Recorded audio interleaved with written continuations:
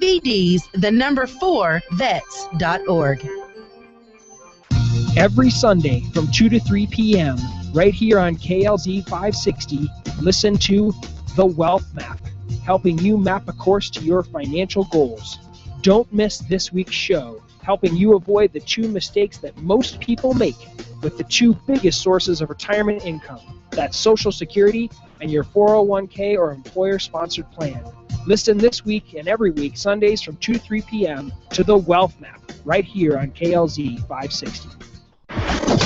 It's time to ignite your love of God and country and let your patriotic passion fly at the 2014 Brakes Plus Jet Car Nationals and Family Festival on Friday, July 4th at Bandimere Speedway in Morrison. We will honor our heroes with a special salute for our troops, and Christian artists will be in concert. Highlighting the racing will be 8 jet cars screaming down the track at 300 miles per hour. The night will close with an incredible fireworks display choreographed to inspirational and patriotic music. There will also be inflatables, rides, games, and good old-fashioned contests for the entire family. Come by the KLZ booth for even more fun. For more information and discount tickets, go to bandimere.com. Kids 5 and under are free. Fireworks, jet cars, drag racing, concerts, and honoring our troops. You can't get more American than that. The 2014 Family Festival on Friday, July 4th at Bandimere Speedway opens at 3 p.m. For more information, go to bandimere.com. Bandimere.com. Brought to you by KLZ and the Bandimere Family Foundation.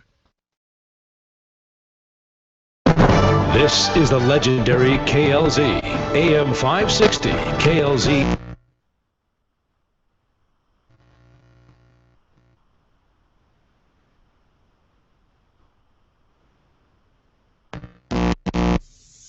It's 106 miles to Chicago. We got a full tank of gas. It's dark, and we're wearing sunglasses. Hit it. Our Lady of Blessed Acceleration, don't fail me now. It's time for Drive Radio, presented by Colorado Select Auto Care Centers. Whether you need help diagnosing a problem, I want to ask you a bunch of questions. I want to have them answered immediately. Or just want to learn about all things automotive, Hey, how exactly does a Posit tractor in on a Plymouth work? It just does. then you've come to the right place. So start your engines, buckle up, and get ready to ride. Drive Radio starts now on KLZ 560 The Source. Good morning, everybody, and happy June 28th today. 4th of July is coming up this week, and we'll have a little special national anthem that we play at the top of the noon hour. Looking forward to that. And in studio with me today is Steve Horvath from Geno's. Welcome, Steve. Thank you. Good morning. Good to always have you down. Jeff Kitty from Larry's Automotive, which his cohort is here every single week, Larry. So Larry from Larry's and Jeff from Larry's, and they're both here in studio with us. Jeff is our resident transmission expert. So if you've got anything along those lines, today is the day to call. 303-477-5600 is our number. I got a couple announcements to make. And first one is our illustrious engineer, Matt. Where is Matt? He just walked out. Happy birthday, Matt. It's his birthday tomorrow, right? No, Monday. Monday. I got that wrong, so it's Monday. So have a happy birthday, Matt. So I will be here Monday to tell him, but all of you listening won't be. So if you call in, wish Matt a happy birthday. And he's our engineer that took over for Zach, doing a great job. He handles my show. Him and Terrence both handle my show during the week at the 2 o'clock hour, and Matt's doing a great job for us, so we appreciate all his hard work. And birthdays roll around once a year, so happy birthday, Matt. Yep. All right, guys, anything you want to talk about today, call us. We'd love to chat, 303-477-5600. One announcement is we've got a remote event coming up next Saturday. Extreme Auto Repair out in Parker. You can look up the address on our website, coloradoselect.com. Just go there, check it out. It's also on our Drive Radio website, drive-radio.com. You can look it up there. They're out off of Dransfield Road in Lincoln. Easy to find. Some of you are going to say, John, why should I come out there? What are you going to be doing? So it's not just an open house for Dennis's shop. This is going to be a pretty good-sized garage/rummage sale. So he's going to have automotive equipment. A lot of other shops have brought him things to sell. He's got some tools, some carpentry tools, things from some estates that he's inherited that he's going to try to get rid of. So this is not just going to be automotive stuff, although if you're a techie kind of a guy, a backyard mechanic, and you want to buy some things for your own garage, or some of you other fellow shop owners, if you want to come by and see if there's some stuff that you can fit in. I know Jeff and Larry have some things that, because they combine 2 shops into one, they've got some things they're going to have there. So even some of you other shop owners, feel free, come out. It's going to be that type of an event. We'll be there with the radio show. We'll have some giveaways, some goodies, some different things to do for you that way. Most of all, we just like being out in the community and having everybody stop by and say hi. So we'll be there. It'll be a lot of fun. We'll have a lot of the Drive Radio fans, hosts, guest hosts, just different people that will be there. Dennis always does a good job putting on an event. We'll feed you. We'll have some free food and some fun. And, again, we will be there. We'll have our tent. We'll have a lot of giveaways, and it'll be a lot of fun. So I know that's the day after the 4th of July, but we did that kind of on purpose so that we'd have the ability to have kind of a slower-paced weekend. A lot of the guys that are bringing stuff down will have some time to do that. You know, most of the shops will get out of there a little early on Thursday, gives them a chance to get some things dialed in, take some things to Dennis on Friday so that they're ready to go on Saturday, and then you need to bring some cash and be ready to buy on Saturday. So it'll be a lot of fun. We're looking forward to it. Today also, and we'll have them call in here in a little bit, we're having the event up at DIY Auto Repair Shops. That's going on today. The event filled up this last week as far as the free oil changes that those guys were putting on. Colorado Ridge Church, the men's ministry from that church put that show on today, or that event on today, I should say. DIY Auto and our local Napa store up in the north end of town, Cole Schaefer and the guys, they gave all the oil, the filters, etc. So hats off to one of our local Napa owners. They helped make that happen, and I believe that, again, that event is full. You can't go there now. You can't call in. It's done. It's handled. So we'll do another one in the future, but those guys are going to call in a little bit later, let us know how things are going on. Lines right now are full. Let's get the show going. As soon as somebody drops off, give us a call, 303-477-5600. Mike is up next. Mike, welcome. Hi, John. I'm going to throw about 20 words at you about a clutch assembly. Sure. I know nothing about him. I got a backyard mechanic. He's really good. He said he can grind the flywheel. Now, what I want to know is, what brand clutch assembly should I get, Napa, or is there something better? And what is used to resurface the flywheel? I'm hearing he won't do that, I guess.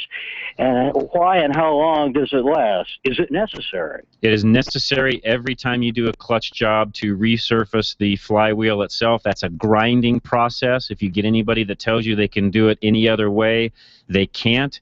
The flywheel itself gets so hot in places, it gets super hard, and it'll even get blue in certain places. And so you literally, the only way to resurface that is to grind it. I don't know, and maybe somebody out there can tell me if I'm wrong, but I don't know of anybody that's got a hard enough bit that can actually, you know, cut the surface. That's why you grind them, because there's really no other way to get that surface trued up again. And you want a good, true, flat surface, because those hard spots, it's not that the flywheel gets, you know, out of round. I mean, it just generates hot spots a lot like the brake rotors do on the front of the, you know, on the brake system. It's a front or rear.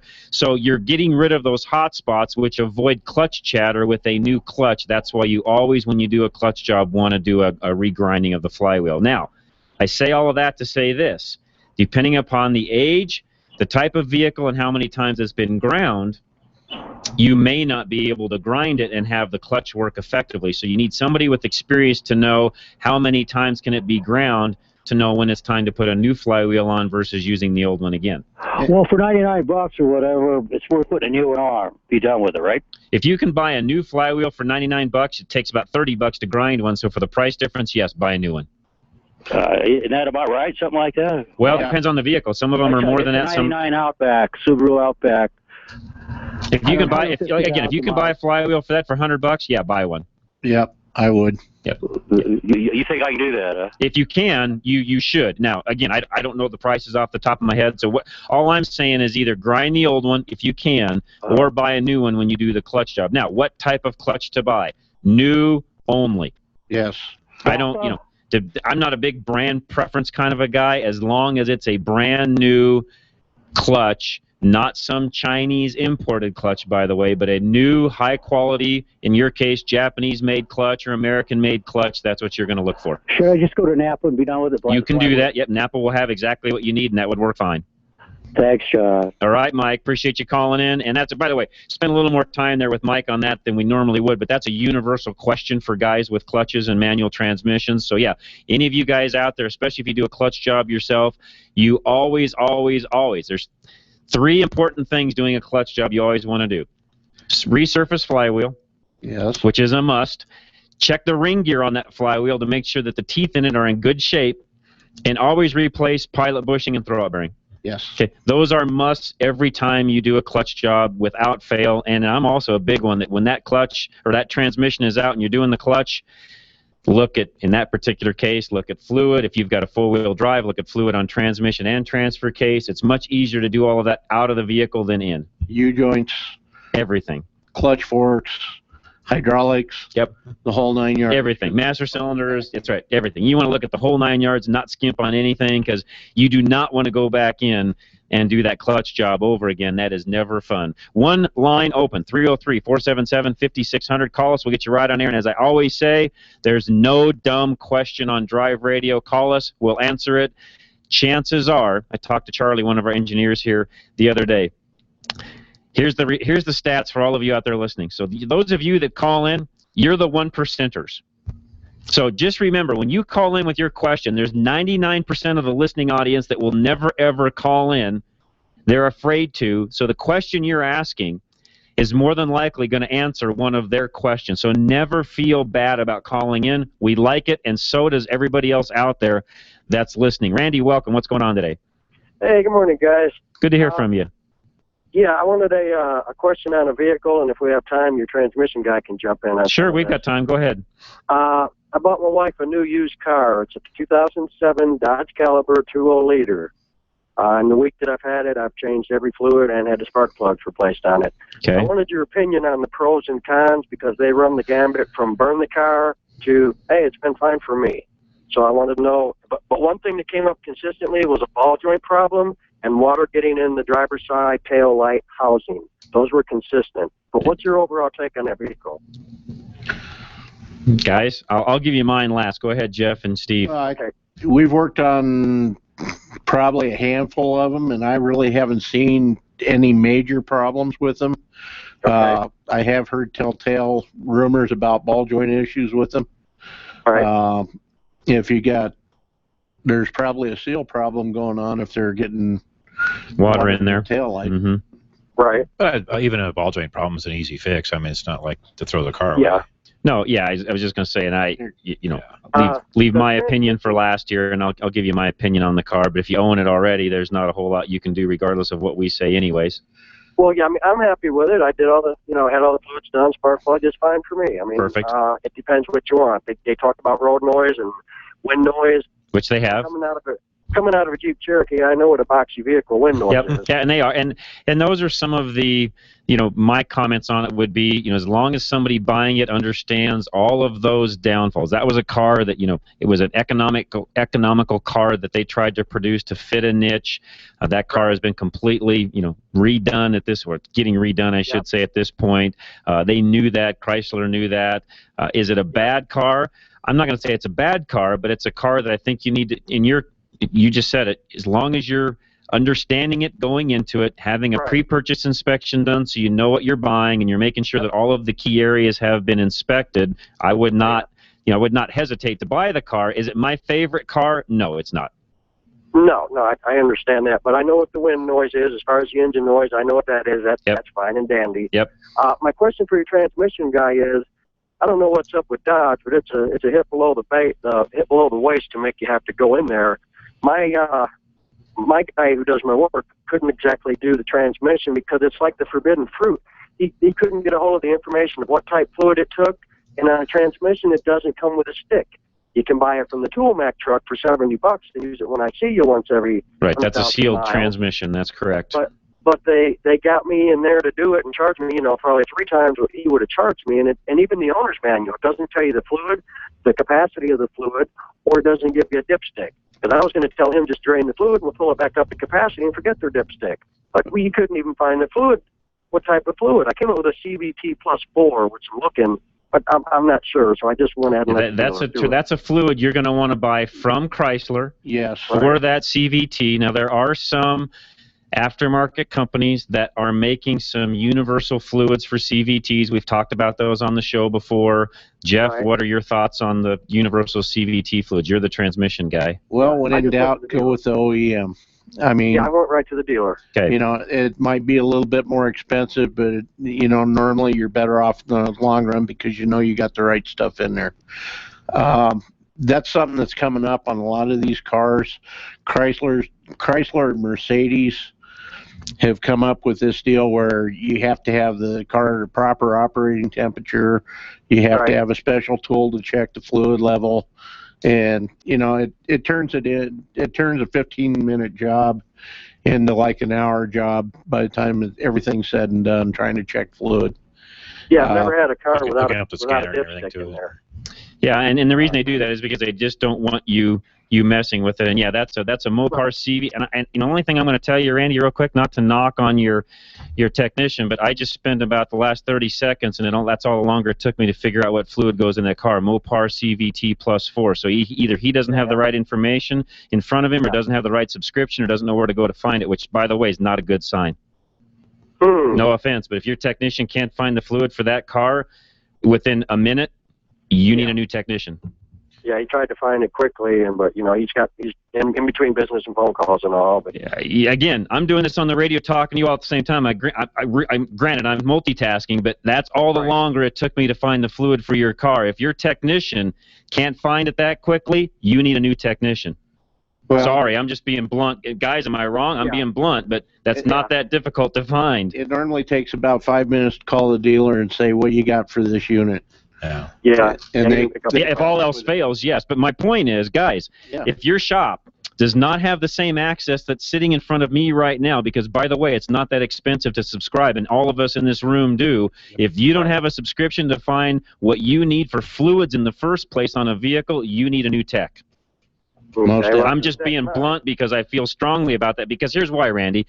We're in a day and age where fluids are more important than they've ever been in the life of this industry. So if you have a technician that can't find the right fluids for your car, that guy shouldn't be working on cars. Yeah. Or except if he needs a prescription or whatever and he didn't have it, you know, or whatever you said. I mean, maybe that could have been a problem. A subscription, yeah. I mean, we have subscriptions to, the data, etc. By the way, and I'll put a plug in because these guys help us out on the show. ProDemand, which is a product of Mitchell, which Mitchell is one of the big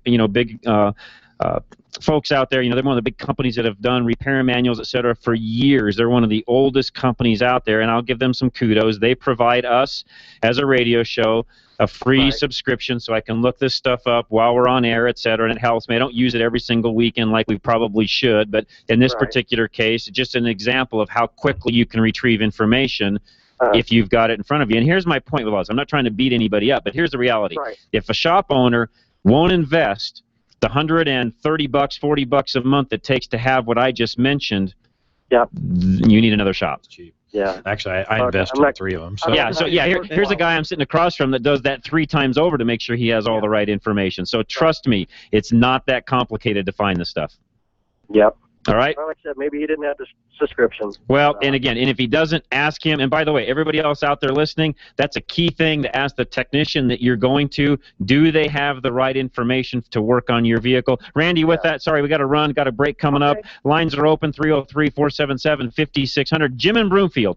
Hang tight. When we come right back, we're going to talk about spark plugs on your 05 Grand Am. Stay with us. By the way, you can see us on YouTube. Go right to our Drive Radio website, drive-radio.com. Right on the homepage, you'll see us, watch us, subscribe to us. All of the cool things that we do off air, we put on YouTube. You'll want to watch that every single week. We have new stuff that goes up every single week without fail, so please subscribe to our YouTube channel. We'll be back right after these messages. Drive Radio. I'm your host, John Rush. Reliability. It's what every driver wants from their vehicle. Regardless of make or model, you want your vehicle to take you where you need to go. Reliability is exactly what the Colorado Select Auto Care Centers offer. They set the standard for excellence in automotive repair and maintenance. Each member offers Napa Auto Care Peace of Mind Warranty, along with the highest level of customer service and integrity. To find a Colorado Select Auto Care Center near you, log on to drive-radio.com or call 303-546-NAPA. You can't change a tattoo from Tracy to Stacy for $20.99, and you can't change that viral video of you at the company party for just $20.99. But you can change your oil. Right now, get 5 quarts of Pennzoil conventional oil in a Napa silver filter for just $20.99. Conquer the job. That's Napa know-how. General states pricing. Sales prices do not include applicable state, local taxes, or recycling fees. At participating Napa Auto Parts stores. Offer expires 6/30/14. Have you ever wished there was a place you could take your car, put it on a lift, and work on it yourself? My name is Craig Wallace, owner of DIY Auto Repair Shops. We have the lift, the tools, and the expertise. We offer a multi-tier program that allows you to do it yourself, technically assisted, or we can fix it for you. Check us out online at DIYAutoRepairShops.com or give us a call at 303-429-4000. Again, that's 303-429-4000. Let us know you heard about DIY on Drive Radio, and you'll receive 50% off your first DIY hour. We look forward to helping you succeed repairing and maintaining your car. Need a one-stop auto repair solution in northern Colorado? At Fort Collins 4x4 Center, they service and maintain more than just 4x4s. From diesel pickups to economy cars, their team of service specialists and technicians have the computer diagnostics, tools, and expertise to service and repair any make or model. They combine their skills with integrity, giving you the best service in the industry. From preventative maintenance to major repairs, you can trust your vehicle to Fort Collins 4x4, located just a few blocks north of Old Town on College Avenue in Hemlock. They're open Monday through Friday, 7:30 until 5:30, with convenient shuttle service and after-hours drop. If you're ready to form a solid relationship with an auto repair shop, the new owners at Fort Collins 4x4 are committed to providing the professional and personal service you're looking for. Give them a call at 970-482-5500. 970-482-5500. Check them out on the web at FortCollins4x4.com or follow them on Facebook at FortCollins4x4.com.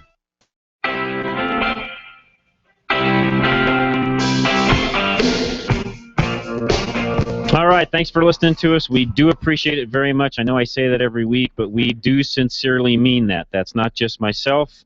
That's our whole staff here at KLZ, all of the other hosts, etc. We appreciate it. I know a lot of you, because I hear you during the week, have not only listening to us on the weekends, but have started listening to us during the week. I'm on from 2 to 3 every day. Rush to Reason is the name of the show. But we've got great programming starting early in the morning with Randy Corcoran. Wake Up with Randy Corcoran, I should say.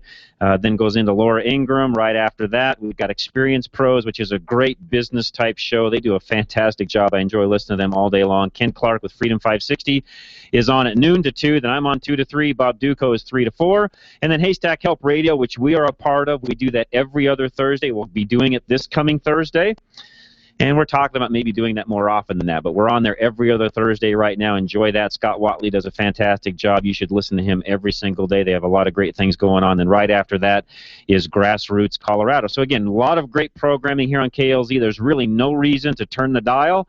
And, yeah, I'm putting a plug in for the station. But you know what? The station does a great job. They've been great for us. We've been a partner with them now for almost 6 years and have really enjoyed it. They've been great to us. And I just can't say enough about how they handle things down here for us. And the care and concern for not only us as shows, but in general for our country.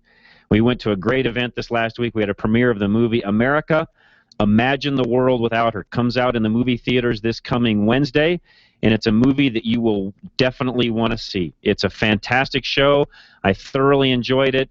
It is really puts things in perspective, and you really start thinking, where would the world be without us? And the reality is we have done a lot of great things over the years, and yet we have politicians running around wanting to apologize who we are. And you know what? Nothing chaps me more than that. There's nothing for us to apologize for. We're a great country, and I love living here, and the 4th of July is coming up this week, which we need to celebrate. Jim is up next. Jim, welcome.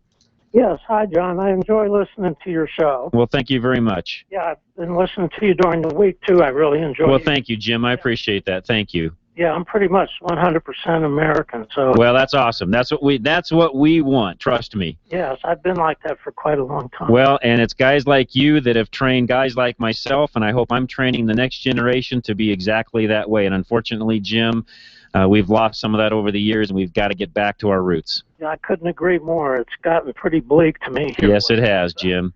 Well, how can we help you with your car? Yes, I have a 2005 Pontiac Grand Prix, not Grand Am. Okay. And I inherited it here a few months ago. It's got about 120,000 miles on it. All righty. It runs really well, but I'm going to do a tune-up on it. And should I just stick with AC Delco plugs? Yeah, stick with the original plugs. Everybody here, you can hear chiming in. Yes, you definitely want to do that. Guys, anything else on the 05 he should be looking at besides just doing plugs? To do it when it's cool, isn't it? Isn't some of those can stick on the aluminum heads, or is that older ones? I would do that. Well, I would do it when it's cool just because it's easier to get your hands around, especially that backside towards the firewall, Jim, is tough. In fact, some of those you'll have to take the little, we call it the dog bone upper mount for the engine. Sometimes you'll have to take that off, shift the engine forward some to actually get to those back plugs. Yes.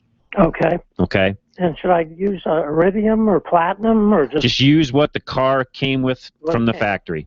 Okay. Yes. Do not change from that. Okay, that's what I thought. Yep. So whatever the book shows that the original AC Delcos were, use those exact same plugs. Right, that's what I was thinking. Yep. I just wanted to make sure. Yep, you'll be in fantastic shape. And All right, great. be sure you change out your plug wires and/or coil boots where whatever's applicable. Right. Yep. And one other tip on those, and I talked to somebody this week, actually, at the Premier America, I had a car question that actually popped up while I was there. It's just funny how that works. But also make sure you use a little bit of dielectric grease around the boots. It'll make things coming back off down the road a little easier. Right. Seals them up a little better also. Okay, thank you, guys. Jim, thanks so much, and I appreciate you listening not only on Saturdays but also during the week. 303-477-5600, that's our number. Lines open. Call us. We'll get you right on air. But in the meantime, Bob is up next. Bob, welcome. Hey, good morning, guys. Good morning. Shock absorbers. Yes. I'm an old guy. I've driven a lot of vehicles there, but I've never heard anybody do a really good dissertation on shock absorbers. Which ones are better, whether it's more important to have good ones on the rear or the front. The great question. I've got a '94 Ranger pick-em-up truck. Okay. And I want to put new shock in. It's getting that bounce thing, so I know I need some new ones. And I'm, looking online. Are Gabriel and Bilstein that much better than Monroe? Talk to me. That's a great question, by the way, and we'll take a little time. We've got a lack of callers at the moment, which is kind of a lull here, so we'll actually take this time. By the way, call us. We'll get you set up during this time I talk about shocks, 303-477-5600. Fantastic question, Bob, and let's just kind of go through the skinny. Number one, yes, there is a huge difference in shocks. All of the brands you just mentioned, by the way, are good brands, although every brand of shock, including Monroe, Gabriel, etc., they all make a good, better, best shock absorber. Yes. Every one of them, just like oil filters, just like oil, just like brake pads, just like anything. Somehow, in this country, we've gotten into this mode where the marketers have gotten involved and they feel like to sell product, you've got to meet all three of those demands. I don't know why. Why you don't just build a great product and push it and sell it and do away with the lower branded stuff? I don't know why, but I'm not in charge of that, so that's another topic for another day. But in regards to shocks, real quick, there is a huge difference. Let me explain a few of the differences, then I'll take some more questions from you. What the differences are, and this is hard to explain, but I was in that industry for a very, very long time. What I mean by that is, selling off-road shocks, being in the off-road industry for 30 years, you learn a lot about shock absorbers and how they're built, how they're made, how the companies that sell them work, etc. The reality is, there's only about, to my knowledge, now this may have changed, if somebody knows and they can correct me, tell me, but I believe in the United States of America right now there's only 3 shock factories. Oh. So every shock absorber out there is coming out of one of those 3 factories. Now, I'm not saying that's bad. How it works is, let's say that Bob and John wanted to go start a shock company. We could. So we go out, we could find a catchy marketing name, logo, all that stuff. We go to Monroe, Gabriel, KYB, whoever we want to, and we sit down and we say, okay, guys, we want to start selling some shocks. It's going to be Bob and John Shock Company. We're going to sell shock absorbers. They then throw a menu down, Bob, in front of you and I, and we get to pick out everything we want to put in that shock, from single tube, twin tube, how hardness of a stem do we want, what do we want the valving to be like, what quality do we want, what quality of oil do we want to put in the shock, what kind of sealing components do we want to use, what kind of rubber bushings do we want to use, do we want them double welded as far as the eyes go, on down the line we go. So we get this big laundry list, and then you and I sit down and say, well, gosh, we want to make the best shock possible. It's going to have to be at X price point. How do we fill in the blanks of all of these different options they are? Because if you did every single thing to the utmost quality, the shock absorber is going to be $100 plus a unit and or maybe more. So I say all that to say, yes, there are huge differences in every one of the components I just mentioned. So as a consumer, how do you pick which one of those is the best? Look at the reviews. Call us, ask us. When it comes to your particular vehicle, I'm a huge Rancho shock fan, which, by the way, Rancho is owned by Tenneco, which owns Monroe. So all Rancho shocks are essentially a high-end Monroe built to a specification that the company itself, Rancho, once built, which is a division. It's not the same as Monroe. So in other words, there's a bunch of guys wearing hats from Monroe that do all of their R&D, et cetera, and there's a bunch of guys on the Rancho side that do the same thing. So they are not one and the same shock. They share technology, but a Rancho shock is not a Monroe shock. A Monroe shock is not a Rancho shock. Does that make sense? Oh, yeah, that makes financial sense from their point of view, too. That's right. Understand that. So that's kind of the skinny on shock. So when you go out and look at shock absorbers, for example, and you'll see one that's, $29 and one that's $69, the $69 one has got a lot more of that menued items, higher quality items that are inside of the shock than the cheap shock does. Okay. Which in the end makes them last longer and work better. Sure. Well, that only makes sense. What's more important, good shocks on the rear or the front? Both. I drive fairly aggressively in my little pick-em-up truck, especially around curves and stuff. They're equally important, and it's almost like tires. Do you want to put a good set of tires on the front or the back? Well, the same goes with shocks. Do you want a good set of brakes on the front or the back? You want good on both ends. Well, I know with tires, I know like Costco, I remember when they switched over and started putting the good ones on the, if you only bought two, you should buy four, I know, but if you only bought two, they'd say, no, we got to put them on the rear, and they showed that little video that showed, so that's why I was wondering if it's the same thing with shocks. It is, and well, the difference in shocks, I wouldn't say that they're, front axle, rear axle, one is more important than the other. In fact, when it comes to, steering, dipping when you're hitting the brakes, things along those lines, I'd almost tell you that the front is more important, but you know what? It's really not. I'm one of those that I've never recommended in the 30-plus years of owning shops selling just two shocks. Nope. If you're going to do two shocks, you better do all four. I'm doing all four. Yep. Okay, but I should put the same on all four wheels? Yeah, I would do the same quality, same brand, same everything on all four corners. Be consistent. Yep. And you've answered my question. Thank you so much. The other thing that you got to remember is that shock absorbers affect your braking. Yes, they do. Braking, steering, tire wear, all of the above. All of it. That's right. So we're getting into everything is related to this part of the vehicle and so forth. That's right. And again, that was kind of a 10,000-foot view of shock absorbers. I can get into a lot greater detail, which would bore a lot of you because there is a lot of differences even in the head design of the shock, the porting of the shock, what's that head made of, how long will it last with that oil flowing in and out of it every time the shock moves. We can go down the line of all the differences there are in shocks, twin tube versus single tube. Twin tube when you're off-roading, if you get a ding in the can, it doesn't affect where the shock is actually riding inside. A single tube shock, you get a ding from a rock, that's what the piston's riding on. Lots of variations when it comes to shocks, and that's the short dissertation. If you've got specific questions, by all means, send us an email. Go to drive-radio.com, send it in. We'll answer it. By the way, on air, if you've got specific questions, you don't have time to call in, you'd like to call and just listen for the answer, send us an email, John, John, at drive-radio.com. We'll answer those on air. I do that every single week. We had these last several weeks since I've been mentioning that. It works really well, so I'll keep talking about that. Send us an email, John at drive-radio.com. Send it. We'll get it answered for you on air. Rob and Castle Pines, don't go away. We're going to take a quick break. We'll come right back, answer your questions. Line open, 303-477-5600. You're listening to John Rush, Jeff Kitty, and Steve Horvath here on Drive Radio, KLZ 560. Having transmission problems? Stop by Larry's Automotive today. We're your only Colorado Select Auto Care in North Denver that also specializes in automatic and manual transmissions. We're a family-owned small business taking care of your family-owned fleet of cars, trucks, and SUVs since 1994. We specialize in transmission and drivetrain problems and offer a 3-year, 36,000-mile warranty. We're also an ATRA member. Call us at 303-427-2108 for an appointment or find us on the web at coloradoselect.com. Larry's Automotive, a proud member of Colorado Select Auto Care. K&N's premium oil filters are very different. They make oil changes easier. K&N's wrench-off oil filters have a 1-inch nut welded on the top so you can easily change the filter with a wrench or ratchet. And used with a Ziploc freezer bag, you can even remove a K&N oil filter with no oil spillage at all. Another great product from K&N, an American manufacturer since 1969.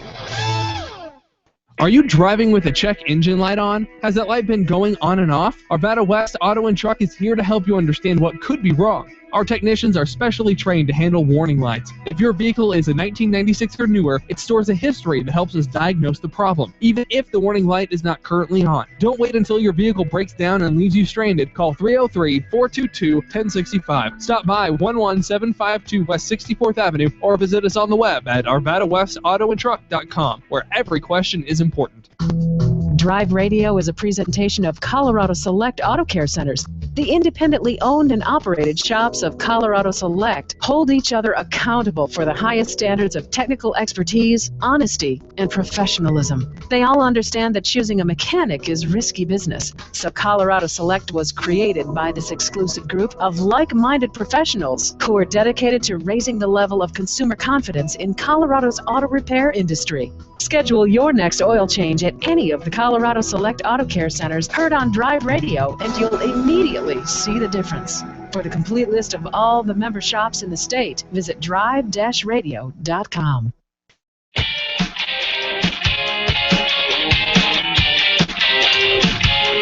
All right, as we were going through the break, we were trying to determine how many actual shock companies there are as far as factories, and so far I may be off on my numbers. I think there's only 2 in the U.S., and that's Gabriel and Monroe, unless something's changed that somebody can call in and correct me on. Worldwide, there is KYB still makes their own, Bilstein still makes their own, Monroe, Gabriel, and if I'm missing somebody, I don't know. I think so. That really gets it down to where, large scale wise, there's really 4. There's some boutique guys making some stuff, Fox Shocks, etc. And I'm not talking about those guys because they don't make, across the board for every vehicle. They're building some unique things on some specific applications, remote reservoir, etc. And yeah, there's a few of those guys out there. So all you hardcore guys, I'm not talking about that stuff. Mainstream.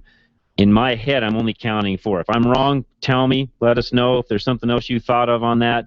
I'd love to hear from you. We didn't intend to talk about shocks today, but it kind of goes along with the break topic we may talk about a little later. But Rob in Castle Pines is next. Rob, welcome. What's going on today? Yeah, hey, John. I've got a 2010 Nissan Rogue. Okay. And about a month ago, my when I turned my fan on, for air conditioning or heat or whatever the case may be, it just did not respond. No, it doesn't work at all. Okay. But then, the next day, maybe, I'd turn on my car and it would work. And then the next day it might not turn on when I turned it on, but I'd be halfway to work and all of a sudden I'd realize my fan was blowing again. Any ideas? Is it a climate control or is it all automatic or manual? We turn each fan speed on? Oh, it's manual. I would say loose connection, bad ground. Something there. Loose connection or bad ground, huh? And a 2010 is probably out of warranty at this point, I'm guessing. Yeah, and I've got a ton of miles on it. Okay, all right. And I'm with these guys. First things first, when you've got something that's as intermittent as that, you've either got fan motor itself is getting bad and just the jostling around is making the the brushes make contact again and it's starting up, or to Jeff's point, there's a loose connection, or you could have a switch issue or a wiring issue in between. The hard part about this is you really almost need it not working when somebody goes to diagnose it because it makes it a whole lot harder to trace it out than when it is working. Okay. So, and that's tough because you don't want to be out in the middle of a 100-degree day and need the fan. Fortunately this time of year it's a little easier than the middle of winter. At least you can roll the windows down and have some reprieve. In the middle of winter with no heat, it's a lot worse. So at least you're at the time of the year where it's a lot easier to take care of. Yeah, my concern is it won't take this long to get it remedied, but if this were to have happened in the winter, I don't have a a defroster. No, that's why I say you want to get that fixed right now, and again, best thing to do on that is when it's happening, call one of our shops wherever you're at, and again, we can get anybody to look at that. Castle Pines, you're going to be closest to Dennis out in Extreme, who, by the way, is going to be on air with us here in just a minute. He's putting on the event next week, so if you're out in that area next week, pop by, have Dennis and the guys pop in, look at your vehicle when it's acting up, and we'll get you taken care of, Rob. Cool. Hey, and one last thing. Yes. I don't know even if you can do this briefly, if it's another show or whatever, but I don't remember the initials for it, but it's like what, a CVT transmission? It's called a continual variable transmission. Okay. And yes, we could do a show on that. We may have some time to even cover that today. With Jeff being here, that'd be a good topic. It wasn't in my plans, but you know what? We're very flexible on the show. We go with what you guys need and what you're calling in about, and especially this time of year when the weather's super nice and everybody's out and about doing things. Yeah, we'll have some time to cover that today, so we'll get into that. Not a problem at all. Thank you much. Keep listening and we'll cover it. Thanks, Rob. We appreciate it. I think Dennis from Extreme is on next. Dennis, what's going on? Well, not much. Just catching up on yard work. Yeah, I got to go home and do some of that the rest of this weekend, so you're a step ahead of me. So tell us what's going to happen next week, what what all of our listeners can look forward to. Actually, we'll have a garage sale, and we're going to combine a couple shops with that, and plus some of the stuff that I get. And I get a lot of weird stuff. I get,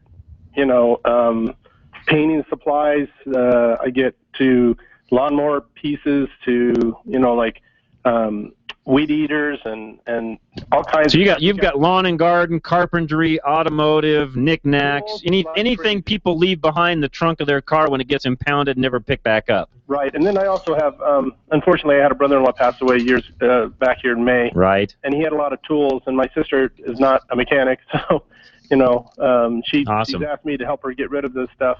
And so many toolboxes. I mean, he had like 6 or 7 toolboxes. So I'm going to stop real quick and tell everybody out there listening this. Okay, keep in mind, Dennis is going to have tools at this sale.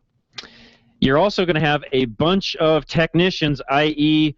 drive radio guys, hosts, shop owners, etc., floating around the place. So we're all tool hoarders. So if you want to buy some of this stuff that's there, I'm going to suggest to you that you get there as early as possible. Dennis, how early are we starting? I was going to start at 8. Okay. So, and we got welders, too. We got MIG welders. All kinds of stuff. I even have trailers that I was going to put up for sale. Okay. I'm going to be there looking at some stuff, so I'll make sure I get there a little earlier than everybody else. So here's my point. You guys, if you're looking for some of this stuff, you better get there early. If you show up at noon, it's going to be gone. Yeah.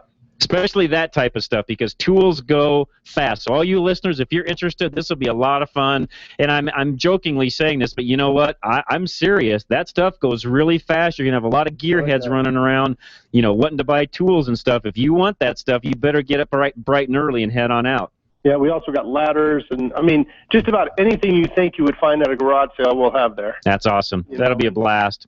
And we're going to feed people, and it'll be a lot of fun. We're looking forward to it, Dennis. And you're going to be there we're going to be live on the radio. Yeah, we'll be live, and it'll be a great day. So, yeah, you guys that are listening now, enjoy your 4th. Don't stay up super late. Get up bright and early. Come back home and take a nap later if you need to. You got 2 days to recuperate after the 4th of July, so come out, buy some stuff, and have fun with us. Yeah, that'd be great. All right, Dennis. Okay. You're the man. Appreciate you hosting us next week, and we will be at Extreme Automotive right off of Lincoln and Dransfeld, just south of Lincoln on Dransfeld, down here in the Parker area.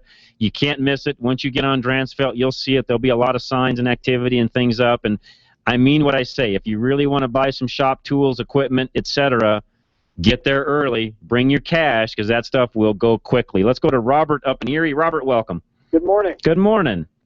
Did you ever get that oil for the batteries? We did. That shipment arrived on Thursday. I got an email from our distributor who's going to help getting that out to a lot of our facilities.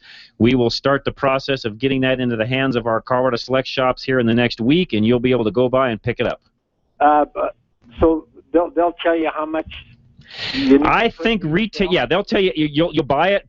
Basically, you buy a bottle. It tells you on there how to apply that to each battery, etc. You'll need a bottle per battery, and it's going to be around $19 a bottle, I believe. So yes, we will have that. Now, I'm hoping we'll have shops stocked up here within the with it being a 4-day week. Don't count on it happening all this next week, but by within the next couple of weeks, we'll have all the shops stocked up. All right. Okay. And I got one other question. Sure, Robert, go ahead. And by the way, I will make sure that we get that up in your area, the 4-wheel drive store in Boulder, John's 4x4. We'll make sure those guys have it and are available to sell it to guys like you. All right. Last week you were talking about, cleaning the carbon out of the engine and stuff. Yes. Well, I remember an old mechanic down south. He put real warm water in a spray bottle, and he shot it in the carburetor, and you could see that carbon come right out of the tailpipe. The other thing we used to use in the old days, I'm going to sound old now, I'm going to date myself, but back before carbon cleaners became a real popular thing and the companies actually started to invest in the chemical process, the chemical manufacturing, we used to use brake fluid to do a decarboning of the inside of engines in a lot of cases, and it worked very well back in those days. I would not recommend that today. The water would probably be okay. The brake fluid with, catalytic converters and everything else, you probably wouldn't do that today, but back in the old carbureted days, we used to use some brake cleaner to do that also, or brake fluid itself. Yeah, do you think that carbon would go through the catalytic converters? Well, what it does is the new product gets it down, fine enough to where when it goes out the back, it doesn't bother the cat, it'll burn up, etc., and it's not a problem where it plugs it up. So yeah, you want to make sure you're using the right chemical to get that down to a finer product coming out the tailpipe. All righty. All right, but appreciate you calling, and yes, Robert, to your point, we will have that product. Thermoil is the name of it. Our friends at Quick Tread, Ken Bauer, he's the guy that's going to help us get that stuff distributed. So you can actually call our Colorado Select facilities. You can call him directly. His number, by the way, 720-557-1380. He'll be able to sell it, but he's going to help our shops get it, have it readily available, or you can just drive by and pick it up. And I'll mention some of the other new sponsors we've got right after these messages. Don't go away. I'm your host, John Rush, Drive Radio, KLZ 560. Do you have the need for speed? If so, Extreme Auto Repair is the place for you. Extreme Auto Repair specializes in vehicle restoration and performance enhancements that'll get you where you need to go with speed and style. With their knowledgeable staff and professional service, they can answer any questions you have to get your vehicle running the way you've always dreamed it could. Extreme Auto Repair in Parker. Give your vehicle the attention it deserves. Mention this ad to receive $25 off any service or repair at Extreme Auto Repair in Parker.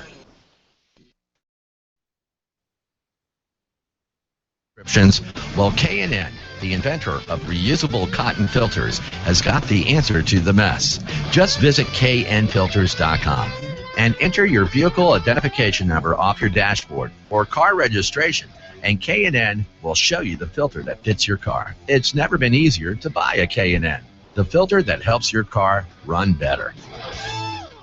Ah, summer. A time of fun, sun, high temperatures, and the ultimate family road trip. Before embarking on the ultimate family adventure, bring your vehicle over to John's 4x4 Center on Arapahoe in Boulder for a little TLC. Our summer maintenance inspection includes pressure testing your air conditioning system, checking your coolant levels and tire pressure, testing your battery, inspecting your hoses and belts for cracks, cuts, and bulges, testing your transmission, power steering, and brake fluids. Having your vehicle inspected before a long road trip can keep you on the road, not stuck beside it during your vacation. John's 4x4 is under new ownership as of January 2014. Stop by and see what's new. Located on Arapahoe Road just east of 63rd behind Carpet 1, we are open to serve you Monday through Friday, 7:30 a.m. to 5:30 p.m. with shuttle service and after-hours drop. Give us a call at 303-449-2640. Follow us on Facebook or check us out at johns4x4.com.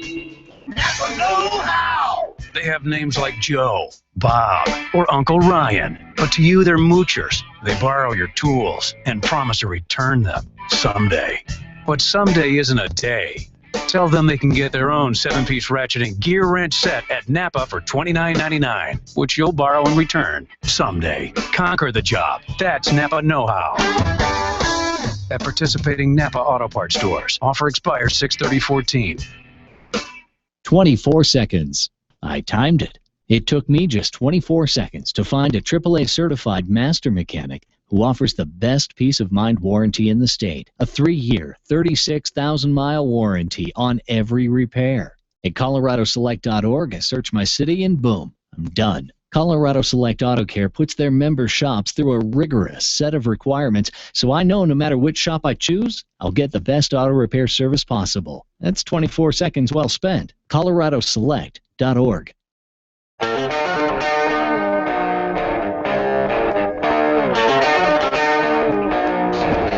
Hey, another tidbit. Larry and I were just talking a minute ago about Rancho being bought by Tenneco, et cetera, and then we were talking about particular shocks for particular vehicles. And occasionally you'll go out and try to find a shock absorber or a suspension kit, springs, et cetera, for a particular vehicle.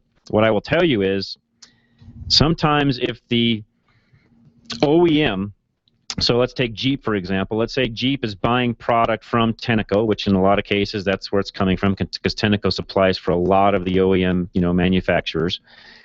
They may have an agreement, Tenneco and Jeep, for example, or Chrysler in this case, may have an agreement to where they will not allow, Chrysler will not allow Rancho as the independent arm of Monroe, as the independent aftermarket arm, to actually sell a particular product for X amount of years, given the fact Tenneco is making the OEM product. So there's a lot of politics that go into the OE side of the fence.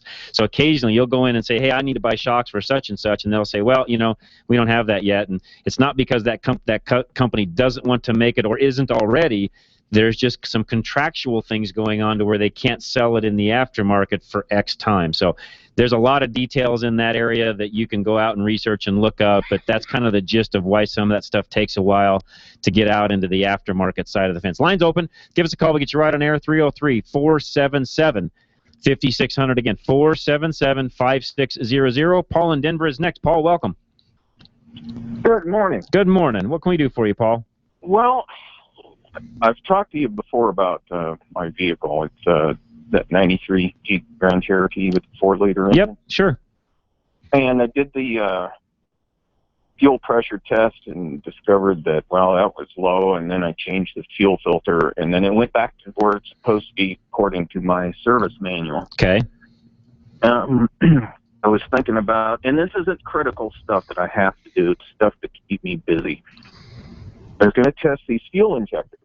Okay. My service manual, which is the service manual. Right, the original Jeep, the Chrysler one back then?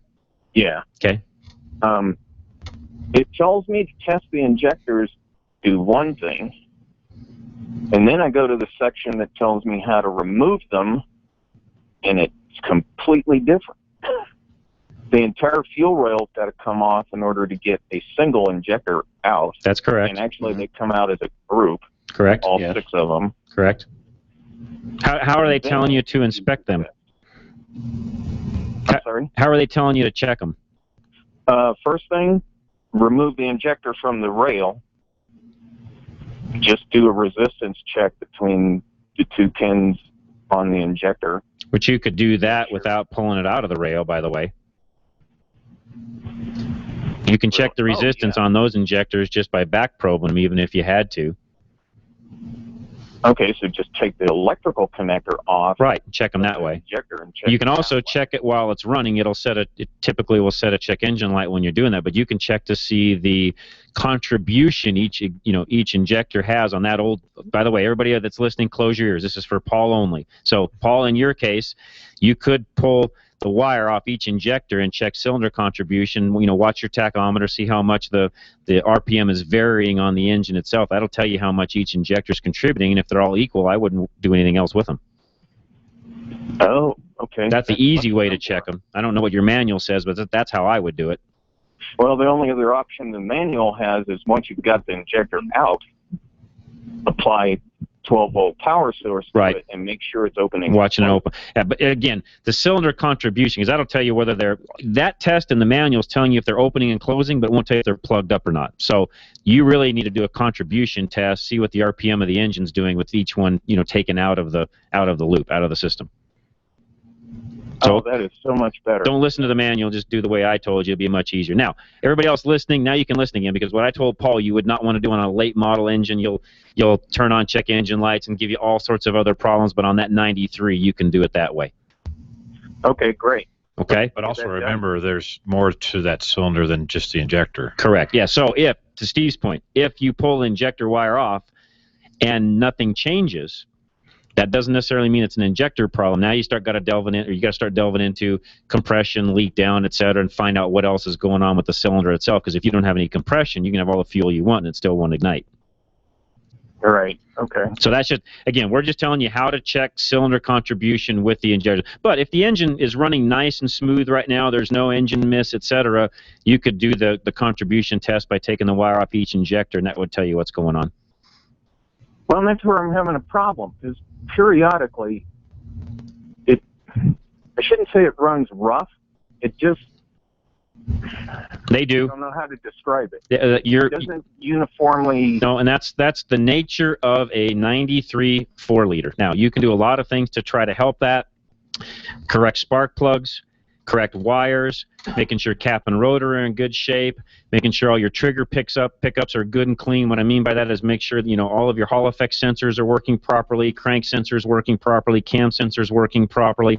Make sure that all that stuff is really dialed in.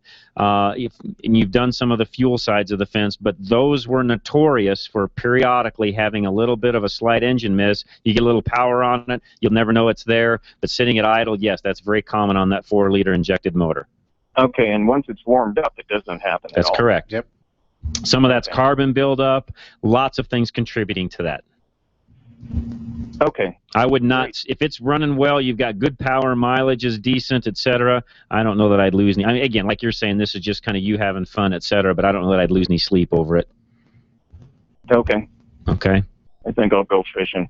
Yeah, that's a lot more fun. There you go. That's a lot, especially on a day like today. That's a lot better idea. Yeah.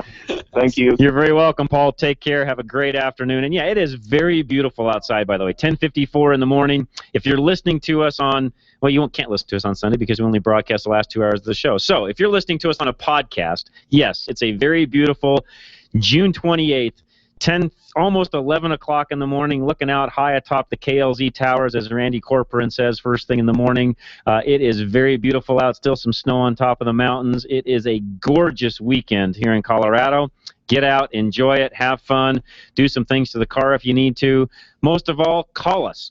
Lines are open. We'd love to get you on right here at the top of the hour. 303-477-5600 is our number, 303-477-5600. All right, some topics that we had to cover during the show today that we'll get to if we have time. We just had somebody change up our listing of topics, which we'll talk about CVTs, which is fine. That's a good topic. That's a bigger and bigger deal all the time, but I had that on our list. I had transmissions in general, what to do with towing, sometimes the heat that can be attributed to towing, whether it's in the transmission or the engine, brakes. We'll get to as many of those as we can. Again, you guys direct the show. We don't care what we talk about. We're here for you. If there's something specific you want us to cover, by all means, call in. We'll change the topic of the show. I don't care. I know that's not normal radio sense and what they tell us to do as a host here, especially during the weekdays. But on the weekends, hey, this is our deal. We can do whatever we want to. We're here for you. We don't care. 303-477-5600 is our number. All right, before we go to a break, I did want to mention our sponsors, and we have a lot of them now, and we continue to add some to it. I also will tell you, if you'd like to be a sponsor of Drive Radio or know somebody that would like to be a sponsor of Drive Radio, call us, send us an email, however you want to work that. I'm the best way to get a hold of for this, john@drive-radio.com. But here's our sponsors. We've got, of course, Napa Auto Parts, great sponsor here locally, lots of stores, anything you need, tools, equipment, you name it, they've got it. If it's auto-related, they've got it. So stop by any one of the stores. Tell them you listen to Drive Radio, by the way. Also have our local broker, Isaac Bouchard, 303-475-1462, 303-475-1462. If you need anything, new car, used car, selling, buying, leasing, you name it, Isaac's our guy. Call him up. He'll help you out. Don't call him today. He's racing, but he'll be done later this afternoon. Call him anytime the rest of the weekend. We've also got a great partnership with Haystack Help Radio, and Haystack, they just do a great job for us there. We have a good time with them. They reciprocate back and forth, advertise for us on their show. We enjoy it. There's a lot of great companies that are involved with them.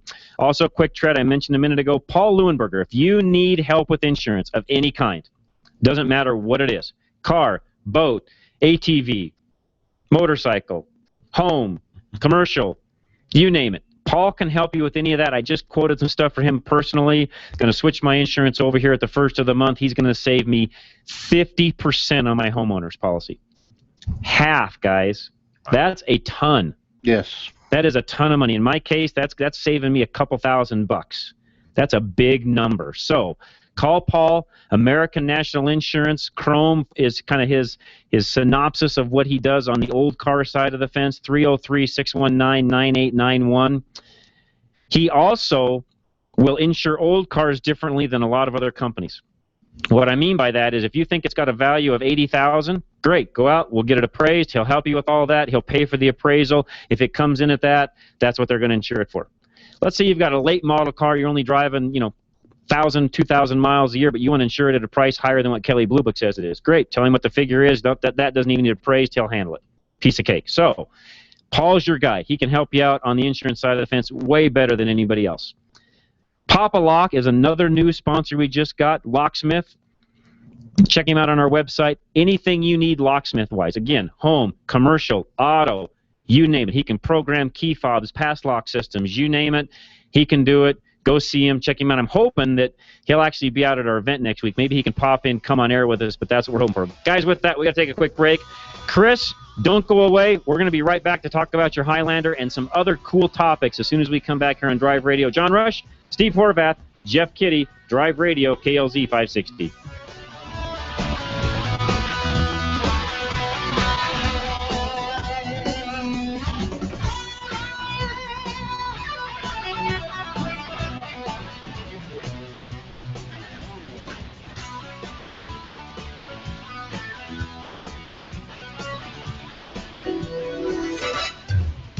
Drive Radio is a presentation of Colorado Select Auto Care Centers. The independently owned and operated shops of Colorado Select hold each other accountable for their highest standards of technical expertise, honesty, and professionalism.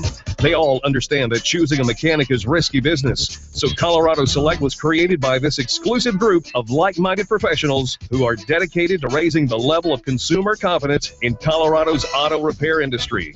Schedule your next oil change at any of the Colorado Select Auto Care Centers heard on Drive Radio, and you'll immediately see the difference. For the complete list of all the member shops in the state, visit drive-radio.com. The left is trying to spin this up as some effort to swift boat Bergdahl. People died going after this man. Is this an intentional effort by the Obama administration to distract us away from the Benghazi investigation, from the VA scandal, from the struggling economy, to keep us running over here and then flashing a bright light over there to distract us again? Wake up with Randy Corcoran, mornings at 5 on KLZ 560, The Source.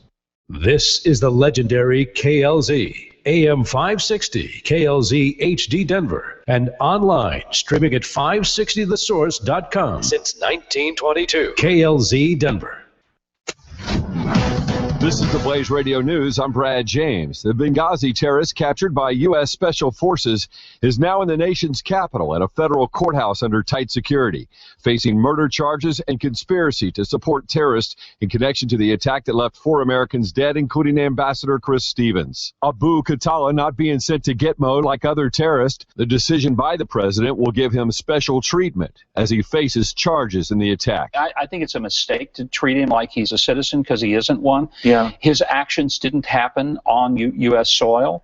So there are a couple of things you could argue that the consulate was, but I think what you would have to recognize is that he was acting in a foreign country, not as a citizen, and therefore I don't know that he deserves the treatment that a citizen gets who commits a crime on U.S. soil. That's former Arkansas Governor Republican Mike Huckabee speaking on Fox News. This is news on the Blaze Radio Network. Everyone is making the switch to the Blaze to make it their source for the truth. Why not make it your source for the truth? Make theblaze.com your homepage for news that the other outlets won't even touch. Subscribe to The Blaze TV at theblaze.com/TV or on Dish Network and get access to original programming like For the Record, the show that exposes what's really going on that the government doesn't want you to know. And Real News, the daily conversation on the topics of the day that matter most. Check out the Blaze Radio Network at theblaze.com/radio with original shows like Buck Sexton, The Morning Blaze with Doc Thompson, Pat and Stu, and Jay Severin. Or, if you need something to hold in your hands, subscribe to the Blaze magazine. So basically, anywhere you need to go, you can take the truth with you by taking the Blaze with you. This is the Blaze. Truth lives here. So just to recap, anywhere you need to go, you can take the truth with you by taking the Blaze with you. Find out all the ways at theblaze.com. The Blaze Radio News on KLZ 560 The Source. Wake up with Randy Corcoran, Monday morning at 5 on legendary KLZ 560. Being an expert on general automotive knowledge, what would the correct ignition timing be on a 1955 Bel Air Chevrolet with a 327 cubic inch engine and a 4-barrel carburetor? It is a trick question. Watch this. The Chevy didn't make a 327 in 55. The 327 didn't come out till 62. And it wasn't offered in the Bel Air with a 4-barrel carb till 64. However, in 1964, the correct ignition timing would be 4 degrees before tap dead center. Get ready for another hour of Drive Radio, brought to you by Colorado Select Auto Care Centers. Got a question for the experts? Then give them a call, 303-477-5600. Now it's time to pop the hood and get our hands dirty. Drive Radio on KLZ 560 The Source. All right, and we are back at it. Hour 2, Drive Radio. We never really went away, but as you guys that are watching on YouTube see that, there's this pit stop we have to make at the top of the hour. At least I do. I drink too much coffee and other things in the morning, water, etc. So I have to make a pit stop at the top of the hour. These guys that do these really, I've always wondered, the guys that are on TV that do these really long broadcasts, or like, the guys that do the sports casts, etc., that are on for like 3 or 4 hours straight. I'm like, man, those guys must not drink the entire time. Yeah. or it's just me. I don't know. I'd have to slip in and out at some point in the time. There's no way I could go that long without making a pit stop. So at any rate, we enjoy all of you listening. Appreciate it very much. Lines are full. As soon as somebody drops off, call us. We'll get you right on air. 303-477-5600 is our number. And I know Chris has been holding a while. We'll just jump right to him. Chris, welcome. What's going on today? Hi, thanks. Enjoy your show. Thank you. My wife heard you a few weeks ago, and I didn't hear you, but we're planning a 13-hour drive. We have a 96 Highlander with about 120,000 miles. It's a hybrid. Okay. And you mentioned something about not running continuously. I'm kind of a gas it up, but what's the best as far as wear and tear in the car? We just, Matt, for some reason, I don't know if it's his phone or us on our end. It must be your end. Hey, Chris, if you're there, I'm going to put you on hold for just a second because I think somebody else picked up Chris's line and is trying to dial out. So we'll get back to Chris. Larry, talk to Chris. Let me know when he's back at it. And the other person is off the phone. I'm going to jump real quick over to Don. We'll get his answer or his question answered real quick. Then we'll jump back over to Chris. Don, welcome. What's going on today? Hey, hi, John. How's it going? Nice to talk with you. Nice to talk to you too, Don. Good to hear from you. Well, good to talk to Jeff and Steve too. Yep. Yeah. You couldn't have better co-hosts. You are 100% correct. Thank you. Thank you, Don. Thanks, hey, Don. I have a question for you guys.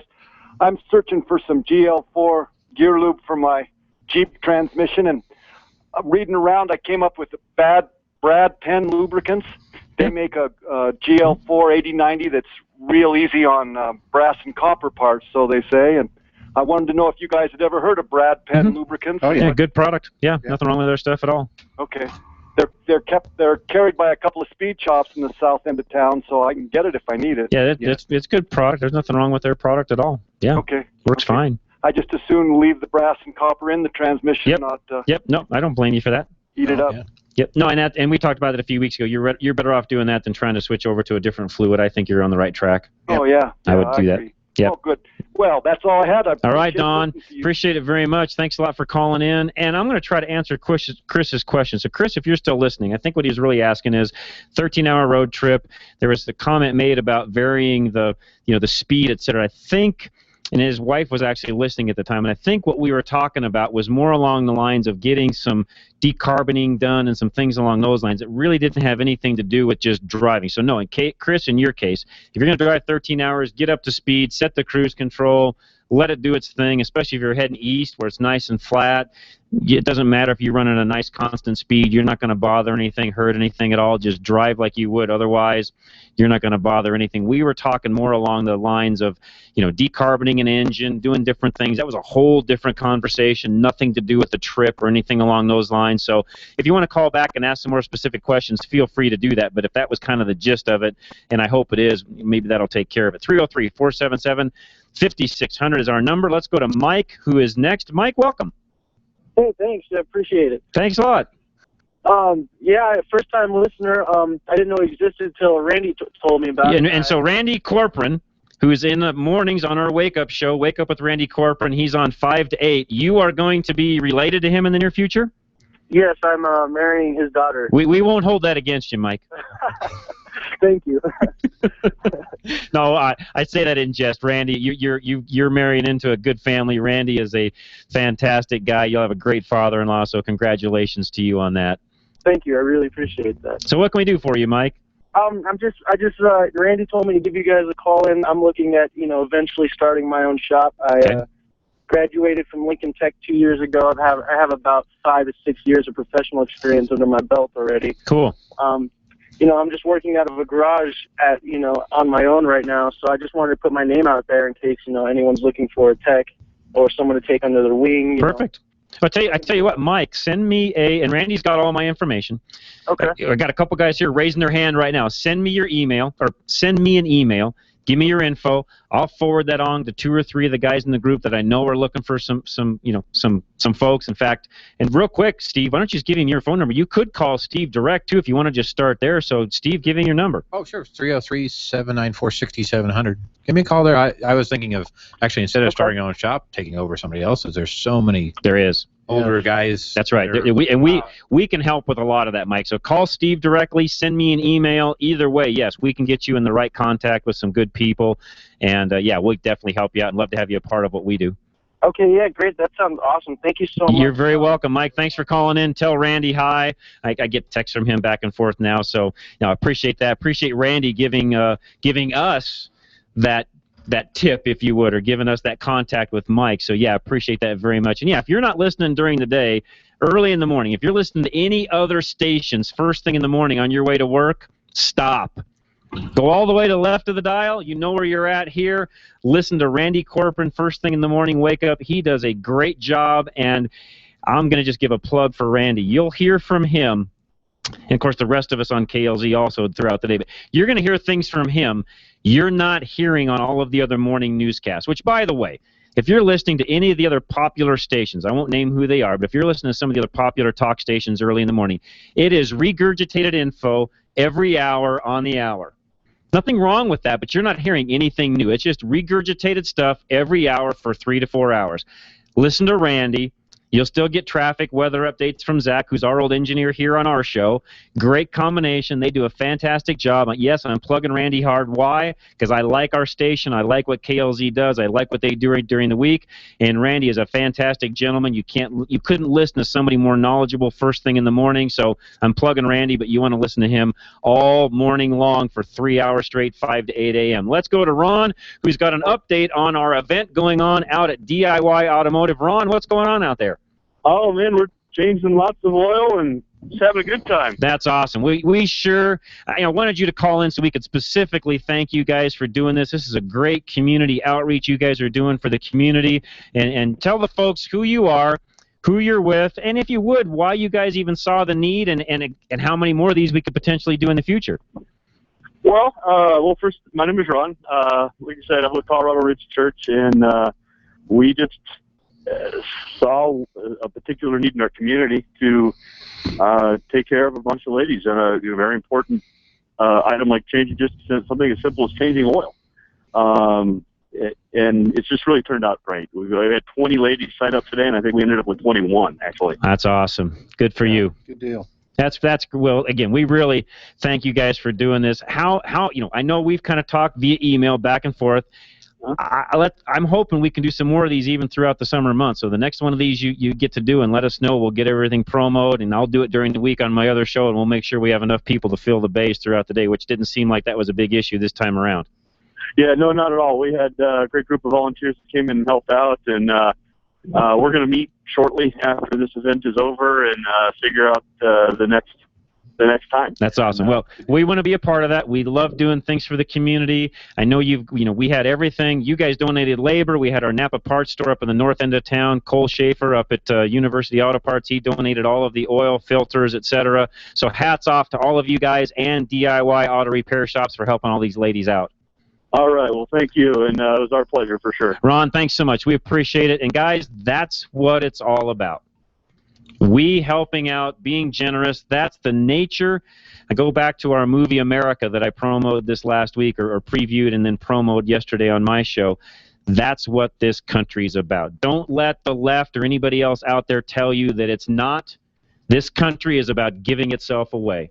That's what we just did today out in the north end of town, helping ladies out that couldn't go out and get their oil changed and get the needs met on their car otherwise. Guys, that's what we do, right? We don't need to be told to. That's right. It just happens. So that is the nature and the blood and guts of what's inside this country. And don't forget that when we celebrate our independence here on July 4th coming up this very week. One line open, 303-477-5600. Let's go to Vince, who's up next. Vince, welcome. Hey, guys. I echo what you just said. Couldn't have said it any better. Thank you. And I'm looking forward to listening to your new shows. Thank you so much, Vince. Appreciate that. So 04 Volkswagen Golf, automatic, 4-cylinder, non-turbo. My daughter was driving it to Grand Junction from Denver, and as she went up Floyd Hill, she said she saw some smoke coming out of the back. It's never smoked before, so she pulled over and called me, and she said it sounded normal. And so she continued on. She went to Grand Junction and came back, and really nothing, no issues. But I was wondering, is there anything to the old adage of blowing the carbon out? Because she was going up Floyd Hill, and she said it was kind of going in and out of passing gear. That's what I was kind of leaning towards, especially since you haven't had any problems since then. Yeah, I mean, I checked the fluid, the coolant. I checked the engine oil, and there wasn't anything funky in there, like there had been some kind of breakdown in the head gasket. And no weird sounds on the outside, as far as when you start it up and just listen to it, sounds fine.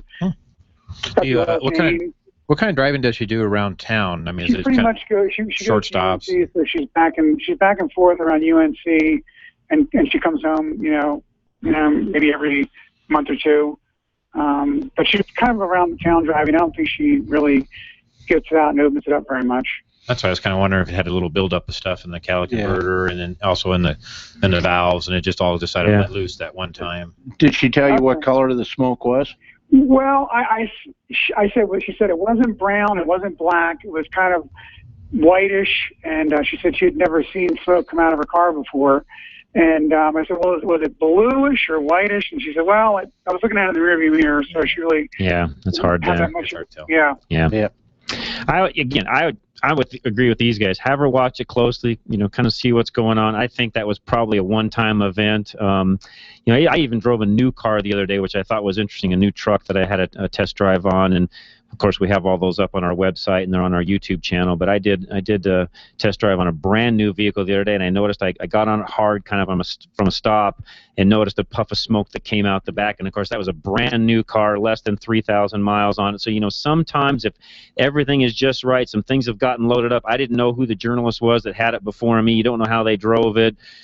It may have just been that I drove it the rest of the week, never had another issue, but just noticed it that one time. And I'm with these guys. I think it's just something that happened in that particular situation. I wouldn't worry too much about it. Okay, thank you, guys. You're very welcome. Thanks for calling in, and thanks for listening, too. We appreciate it very much. All right, we're going to take a quick break. When we come back, I've got an email that came in, so guys, be thinking about this. Somebody wants a recommendation on struts, what to replace them with on a 2006 Buick LaCrosse. We'll talk about that as soon as we come back, plus take some other calls. Wally in Littleton, hang with us. John in Fort Collins has a gas question. One line open, 303-477-5600. We'll be back right after these messages. Drive Radio, KLZ 560. Reliability. It's what every driver wants from their vehicle. Regardless of make or model, you want your vehicle to take you where you need to go. Reliability is exactly what Colorado Select Auto Care Centers offer. They've set the standard for excellence in automotive repair and maintenance. Each Colorado Select member currently offers Napa's Peace of Mind warranty, but are now also offering an extended 2-year or 24,000-mile warranty on repair work. You won't find this offer anywhere else. To find a Colorado Select Auto Care Center near you, log on to drive-radio.com or call 303-546-6272. Napa know-how! You like car stuff. Napa has car stuff, like fuel stuff, brake stuff, even cleaning stuff. And the only thing better than car stuff is car stuff that's half off. So stock up on your car stuff with half off selected stuff. Conquer the job. That's Napa know-how. At participating Napa Auto Parts stores. Offer expires 6/30/14. After 30 years of business, Gino's Auto Service is expanding. Hi, this is Jennifer, and my dad owns Gino's Auto Service in Littleton. What does our expansion mean for you? Savings on all our repair and maintenance services. We work on all makes and models, and your satisfaction is always guaranteed. At Gino's, we use genuine Napa parts and are AAA approved. Stop by and see the transformation at Bowles and Platte Canyon, or visit us online at genosautoservice.com. That's genosautoservice.com. Your car performs better when things are simple, and it's easy to see how the maze of plumbing under the hood can slow it down. A K&N AirTake system replaces the maze with a single custom-engineered tube. The result? A guaranteed increase in horsepower, a dramatic increase you can actually feel. Visit K&N website to look up the extra horsepower available for your vehicle. K&N, an American manufacturer since 1969.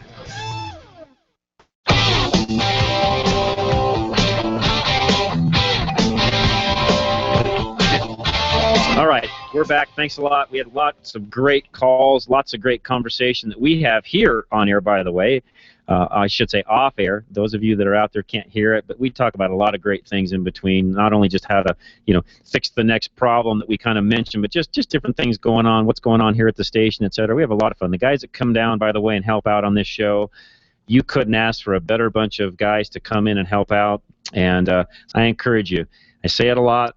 I say it for all the other shows, but specifically here on Drive Radio, if you like what you hear here, by all means, go to coloradoselect.com, find a shop near you, and then go have them do your vehicle service, maintenance, repairs, etc. Because guess what?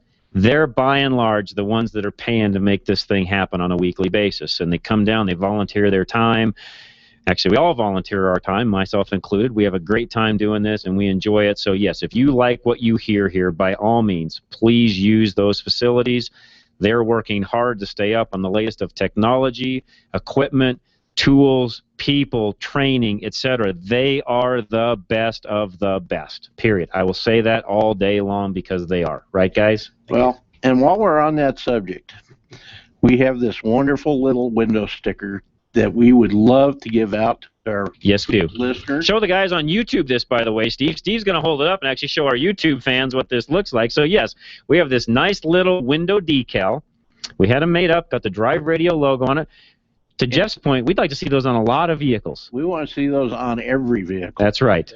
And to that point, we are going to offer $5 off any service that you come in and ask for one of those decals. Got it. So Larry's Automotive, you go in there, ask for a sticker, put it on your car, they're going to give you $5 off. That's a deal, guys. Oh, yeah, we're going to do it, Gene. And Steve's going to do the same thing. So we got two of the members now doing that. So there we go. And I will throw this out on a return visit. We'll give you 10% off on your next service. If you've got that sticker on there. Right on. The sticker. All right, I'm going to put some of that on our YouTube and our Facebook page. I'll write that down today, and I'll stick that up there. All right, who's been holding the longest? John in Fort Collins is next. John, welcome. What's going on today? Yeah, hi, guys. You mentioned something a few weeks ago. I just want to ask you to expand upon it. You talked about getting the right gasoline into your car, and that you guys recommend certain vendors versus other ones. That's right. Up here at Fort Collins, we've got the corner store, we've got Western, and we've got Shell. Yes. How do you figure? I thought they all have to operate under certain standards. They have to They all have to operate under a minimum standard to meet EPA guidelines. but they do not have to meet a top-tier standard, which is what we talk about a lot on this show. So to get top-tier fuel, you can only get that in 4 places in Colorado: Costco, Shell, Conoco, and Phillips. Those are the only 4 stations in Colorado that carry and sell top-tier fuel, and that's in all their grades. So that's low-grade, mid-grade, premium grade. And if you're going to a station that's not top-tier, I'm not saying don't go there. What I'm saying is you're not getting the same quality of fuel you're going to get at a top-tier station. Okay, I'm up here in Fort Collins. Is there a list of places on your website? I'm actually looking at your website right now. The only thing I've got there is a link to the top-tier website. Right. If you want to find those individual stations that I just mentioned, you're just going to have to do a Google search of, or go get an app on your phone, or go to gasbuddy.com. They'll tell you where the stations are near you, and you can look them up that way pretty. But they're all listed on toptiergas.com.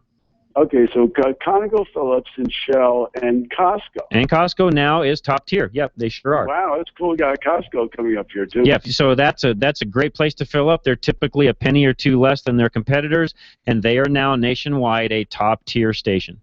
All right, guys, thanks a lot. You're very welcome. Great question, by the way, John. We get that from time to time. I will do my best to put some more information on our website about that. We're looking at doing a website refresh where we can actually put content up a little easier for those of you out there going to the website on a regular basis. We're working on that, just so you know.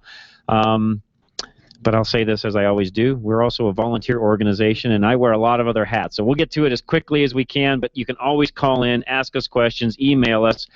One line open, 303-477-5600. Wally, I know you've been holding a while. Anthony, who emailed in, I will get your question answered on your lacrosse. Don't worry. Hang with us. Keep listening. We'll get that in just a moment. Wally, welcome. What's going on? I'm good. How are you? I'm doing great. Thanks for calling us. This might be a first. Have you ever had anybody call from their motorcycle? We have not, so this is a first. Good job. Thank you. I have a golf cart that I use at the property that I manage, and of course it's got 6 of the batteries in it that you plug in and it charges all night. Yep. Will that thermoil help me to extend the life of those batteries? It is really designed specifically for what you're doing. We're going to use it in automotive applications just because it will work, but it really was designed for exactly what you're talking about. And tell me what it's supposed to do for the batteries, because our lawn guys, they drive a couple of walkers that have batteries on them for starting their mowers. Got it. And I was talking with him about it this week, and he's interested also. What it does is the thermoil, every battery, let's start with battery 101. Every battery, while it's charging, develops heat. That heat makes, in some cases, the water boil. Anytime the water boils, it vents. Thermoil keeps the venting to a minimum, which also keeps the corrosion down, which also keeps your acid to water mix where it's supposed to be all the time, thereby making the plates inside last longer. Okay. Does that all make sense? It does. Now, it's really not that complicated, and what these guys did was they just figured out an oil that would work specifically with the acid-water combo, not get eaten away with the acid, still stay on top and float like it's supposed to, not mix in with the water and the acid, thereby doing what it's supposed to and keeping that battery from venting. So do I have to drain some of that water? You drain a little bit out, put the thermoil on top, and all the instructions are on the bottle and tells you specifically how to do it. And basically, what this does is it lets the gas out from the process of charging, so that it won't blow up without letting the water and acid vent. Yeah, that's exactly right. Yeah, so it still will gas, but it just is not. It's not letting the acid come back out, which then affects corrosion, and it changes the mixture inside the battery itself, etc. And basically, what we're being told, and this is new, other than we've been told from some very reliable sources that know the product.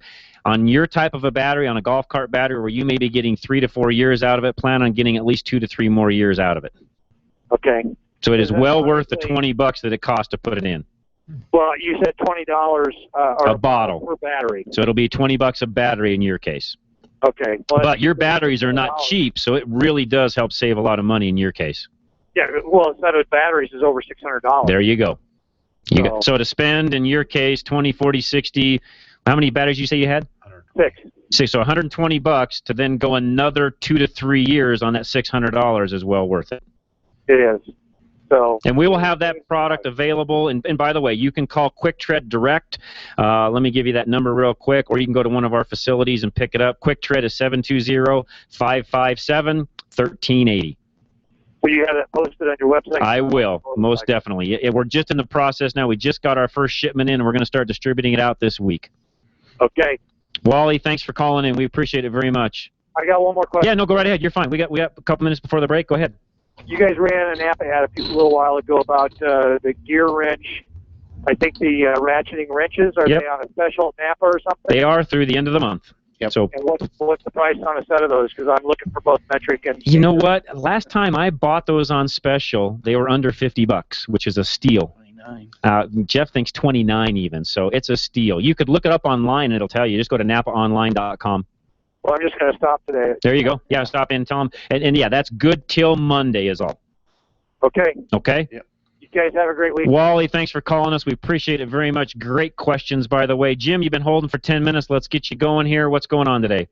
Hey, thanks, guys. And thanks for the discussion this morning about shock absorbers. Sure. I think I'm going to do the shocks and struts on my 04 Toyota Sienna. Awesome. But my question is, my wife has inherited a 2004 Thunderbird convertible. Okay. It's her mother's. It's got 36,000 miles on it. And at startup, it has a knocking or a tapping noise. It's 1 to 2 seconds at most, maybe 1 to 2 seconds. Okay. And then it's done. It's got 36,000 miles, like I said. And so I'm just wondering if it's a simple adjustment, a valve adjustment, or something, or could I install? I know I had a friend many years ago that put a pre-luber system in that pre-lubricated everything prior to start. What size engine? You know, that's a good question. I don't know enough about the vehicle yet. It is a V8, and I'm not sure what type of engines came in the 04 Thunderbird convertible. I think it was just a small V8. Probably the 5-liter, I would have said. 3.9 liters, what it says. Okay. So 3.9 V8. I don't think you're going to...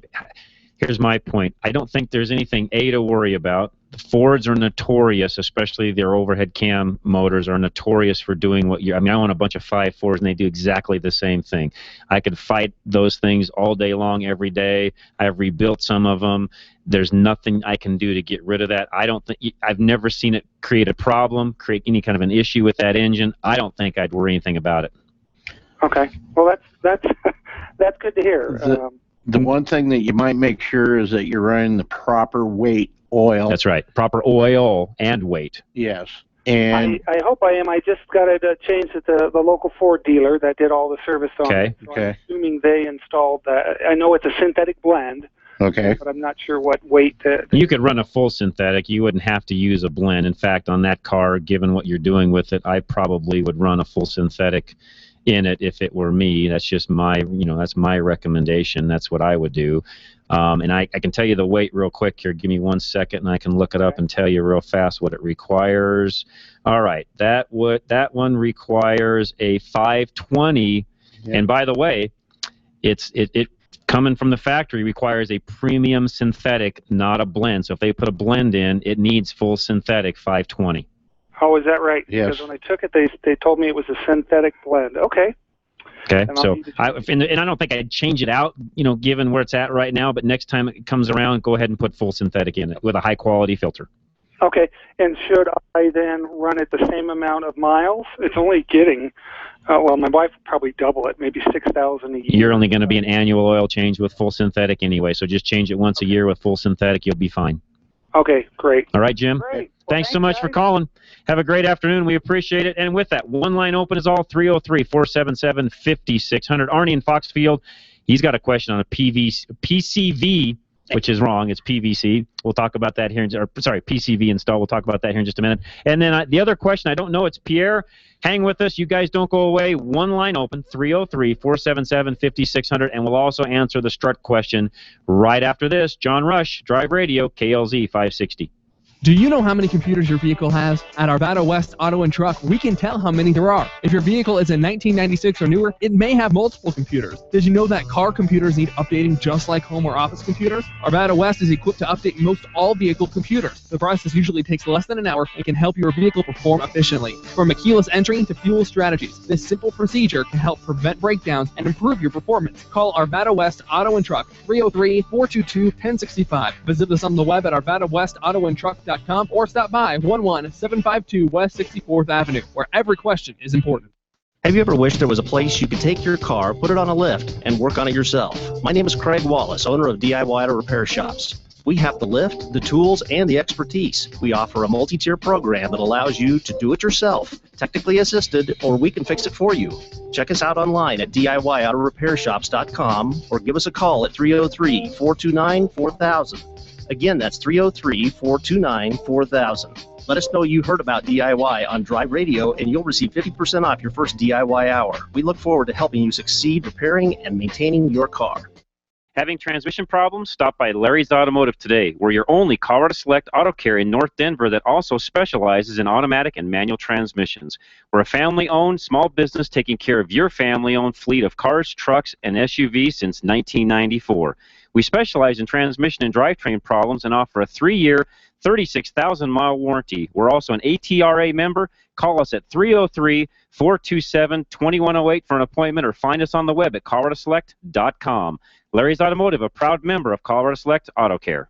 A 3-year, 36,000-mile warranty on every auto repair says so much more than, if it's not right, we'll try to fix it again.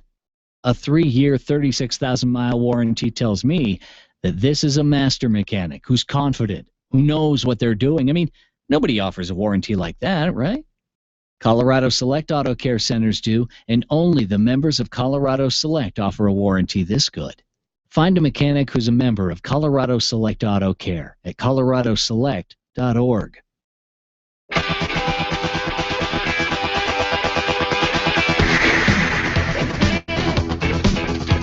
Well, ZZ Top. Good job, Matt. Appreciate that. Half an hour left of the middle hour of Drive Radio. Another hour after that, so an hour and a half left. We'll take your calls. We are already. Lines are full. As soon as somebody drops off calls, we'll get you right on air, 303-477-5600. Arnie, what's going on today? Hi. How you doing? We're going to talk about positive crankcase ventilation, not plastic pipe. That's right. That's right. You got it. So what do we got going on your end? I got a 71 Chevy pickup. Okay. I've owned it since original. Got it. It's now with over a couple. It's got 220,000 on it. It's got an Edelbrock replacement for the Quadrajet. Okay. Yeah. Okay. All right. What is installed and been installed for a lot of years is I've got fin valve, valve covers, fin valve covers on it, and so I've got the line running from the valve cover to the bottom side of the carburetor, the vacuum side of the carburetor. The big port. Yeah. Now, my concern started in when my oil usage went up, and the motor's only got about 20,000 on a rebuild, so that's why it kind of startled me or got me concerned. I'm not frantic. Right.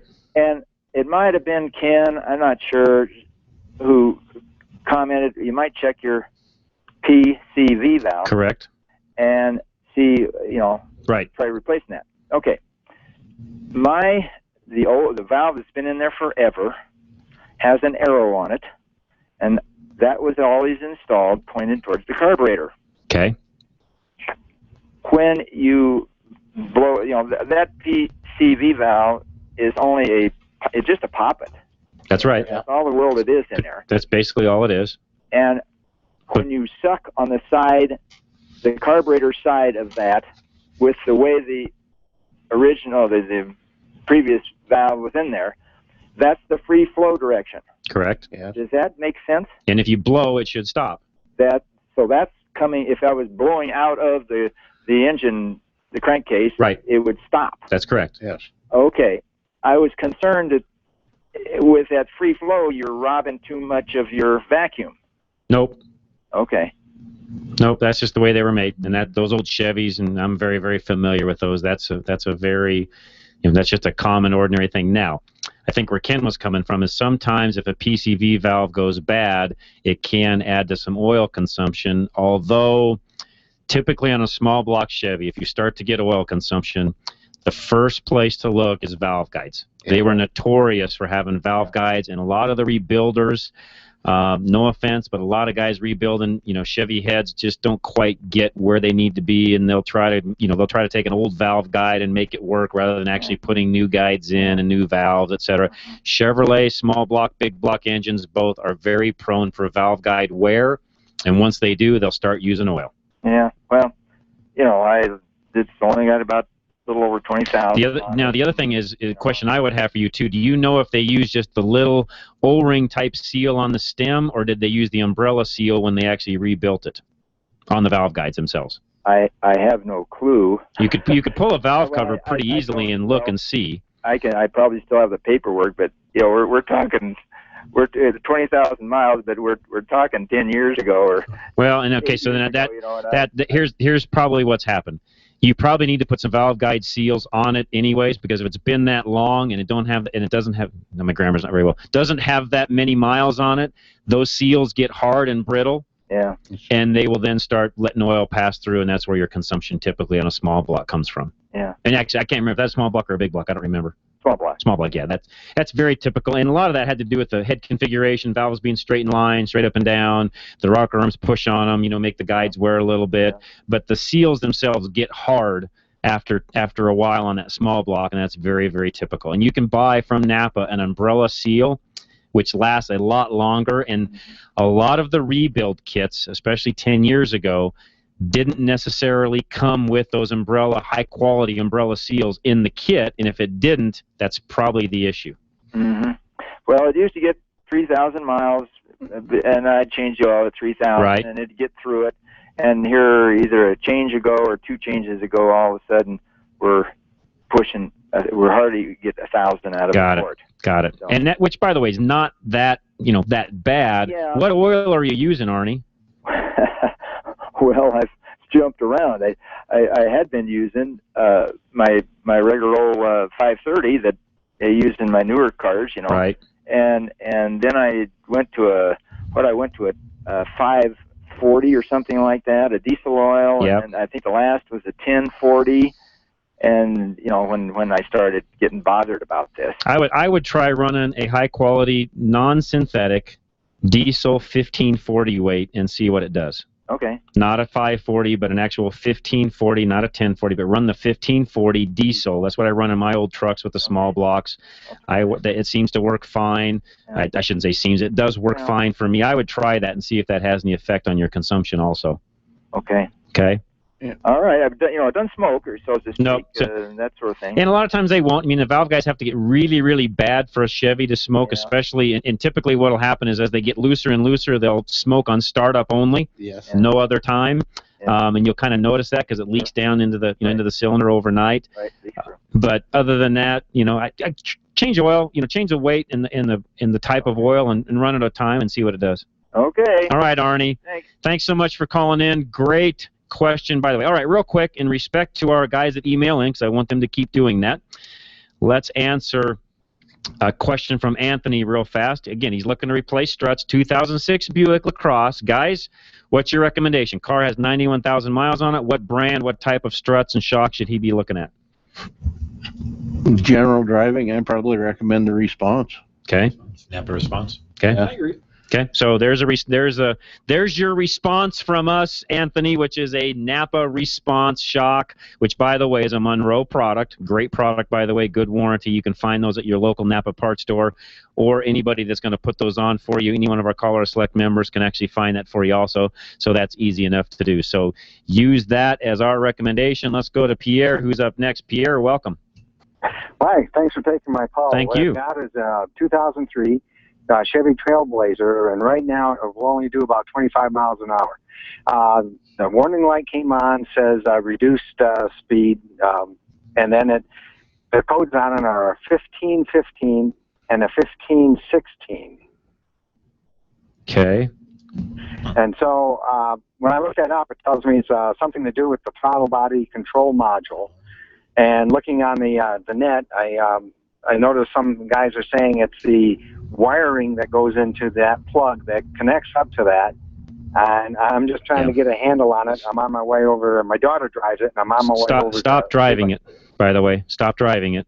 Right. If you're down into where it's only going 25 miles an hour, you're probably flooding profusely into the engine. Those were very, very common to have the injector stick open, flood the motor to the point where I've seen them really ruin an engine because they can hydrolock, break a rod, and then you're putting an engine in it. So if it's getting that bad right now, stop driving it altogether. Okay, we have. Okay. And don't drive it to get it fixed. It'll need to be towed. And I'm not telling you, for positive that's what's wrong with it, but that's a pretty well-known problem those would come up with. Okay. And everything you're telling us, that's kind of the indication that I'm getting, is that it's flooding profusely. It's filling the cylinders up with fuel to the point where it doesn't want to run. It's now gone into limp mode. And if you keep driving it, you could potentially have bigger issues. All right. Got it. Okay, and so, yeah, right now that thing, and what part of town are you in, Pierre? Take it over. I'm in Aurora. Yeah, take it out to, well, if the car's in Fort Collins, take it up to Fort Collins 4x4. If it's down in this area in Aurora, take it out to Ken Rackley at TuneTech. Either one of those guys can help you out. Okay, appreciate the advice, guys. You're very welcome. Have a great afternoon. And, yeah, that one particular vehicle you really have to watch because I've seen more. Let me just say, in the 30 years of owning a off-road business, automotive business, etc., we used to work on a lot of that particular vehicle. I have done more than 2 handfuls of engines in those vehicles for that very reason. Mm-hmm. Now, not saying that that's exactly what's going on, Pierre, but everything you're describing, that's what it's indicating. Now, I could be wrong, but that's what it sounds like. So, go ahead. At any rate, it needs to be checked That's out. exactly right. All right, let's go to Dennis, who's up next. Dennis, welcome. Hey, how you doing? Good, man. Sounds like a good show today. It's been going really well, yes. Yeah, that's good. Yes. But we'll have a good one next week, too. Yes, we will. We'll do a garage sale at the shop at Parker And by the way, I should have given everybody your exact address. I told everybody south on Dransfeld off of Lincoln, but get everybody exactly where you're at and what time you're going to start and all that. Yeah, we're going to start at 8 o'clock, and we're at 10274 South Dransfeld Road. And what that is, it's if you go to Lincoln and Dransfeld, which is 1 block west of Parker Road, you can go down about a half mile south, and we're on the left-hand side. You'll see a big sign, a monument sign that says Extreme Auto Repair, and you'll see all the cars there and all the tools outside. We're going to keep a lot of this stuff inside the garage so people don't get burned up with the sun. But it's going to be awesome because there's going to be all kinds of tools, lawn equipment stuff. There'll be anything you want at a garage sale, this will have, but I'm talking lots of tools. I'm talking wrenches, sockets, painting tools, pretty much trailers, welders. I might even have a lawnmower there that you sit on, those ones that you sit on and you see them riding in the golf carts, big ones that pivot real quick. Awesome. Yeah, so there's a lot of stuff that's going to be there, and we'll be going till about 2, unless everything gets sold out before that. And obviously we'll have the radio show there, so it's going to be real busy, and there's going to be a lot of people there too, because a lot of shops with the Colorado Select are going to be there too. Very cool, very cool. No, we're looking forward. It's going to be a lot of fun. You'll have some food, and we'll be there as a show. It's going to be an exciting time. Looking forward to it. Yeah, I forgot to mention we're going to throw some hamburgers and hot dogs on. So yeah. So come hungry. Yeah. You bet. Awesome, Dennis. Thanks much. We'll appreciate it, and we will see you in exactly 1 week. Okay. All right, man. Appreciate it. Thanks. All right, and Pierre, real quick, I also did some looking up in our service information that we were talking about earlier with another listener. One other thing that it may be, either way, at 25 miles an hour, it's in limp mode, you've got to get it towed regardless of where you're at. The other thing it could be, guys, is it could also have a bad, they call it a TAC, throttle actuator control, where it's not reading properly to the PCM, and then it's actually saying, wait a minute, I don't know where throttle's at, I'm going to shut things off, etc. It could be either or. Either way, I wouldn't drive it, tow it, get it. You don't want to drive it at 25 miles an hour top speed anyway, so you want to get that thing towed in. But yeah, it could be one or the other. It could have an injector type issue, or according to the code, it could have a throttle body problem. Either way, it needs looked at. We're guessing as we're talking over the radio anyway, so just so everybody listening, our disclaimer: we can't fix anything over the radio. We try. We give a lot of suggestions. We try to help out, but here's the reality. Until a qualified technician stops, looks at the vehicle, does their diagnosis, goes through the process, we're guessing, guys. We give a lot of advice, and we haven't said this for a really long time. You know, we do know a lot of known good problems that we can kind of off the top of our head say, yeah, it could be X. Using the type of oil, all those things, yes, those are standard questions we can always answer. But when it comes to drivability problems like Pierre had, it's hard for us to just say, here's the actual pinpoint problem until somebody gets it in and looks at it. Because what we think may be a major problem might be something really minor. On the other hand, what we think might be minor, we don't know until you look at it, might be major. So until it actually gets into the bay, a technician looks at it, we have no idea. Matt, take us away. Let's go to a quick break. We'll come right back. One line open, 303-477-5600. Drive Radio, KLZ 560.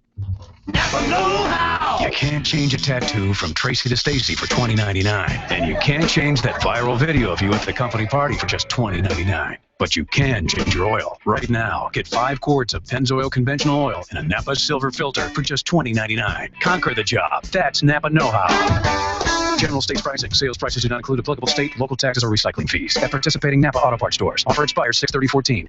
Ah, summer. A time of fun, sun, high temperatures, and the ultimate family road trip. Before embarking on the ultimate family adventure, bring your vehicle over to Fort Collins 4x4 Center for a little TLC. Our summer maintenance inspection includes pressure testing your air conditioning system, checking your coolant levels and tire pressure, testing your battery, inspecting your hoses and belts for cracks, cuts, and bulges, testing your transmission, power steering, and brake fluids. Having your vehicle inspected before a long road trip can keep you on the road, not stuck beside it during your vacation. Fort Collins 4x4 is under new ownership as of January 2014. Stop by and see what's new. Located a few blocks north of Old Town on College Avenue in Hemlock, we are open to serve you Monday through Friday, 7:30 to 5:30 p.m. with shuttle service and after-hours drop. Give us a call at 970-482-5500. Follow us on Facebook or check us out at FortCollins4x4.com. Reliability. It's what every driver wants from their vehicle. Regardless of make or model, you want your vehicle to take you where you need to go. Reliability is exactly what the Colorado Select Auto Care Centers offer. They've set the standard for excellence in automotive repair and maintenance. Each member offers Napa Auto Care Peace of Mind Warranty, along with the highest level of customer service and integrity. To find a Colorado Select Auto Care Center near you, log on to drive-radio.com or call 303-546-NAPA.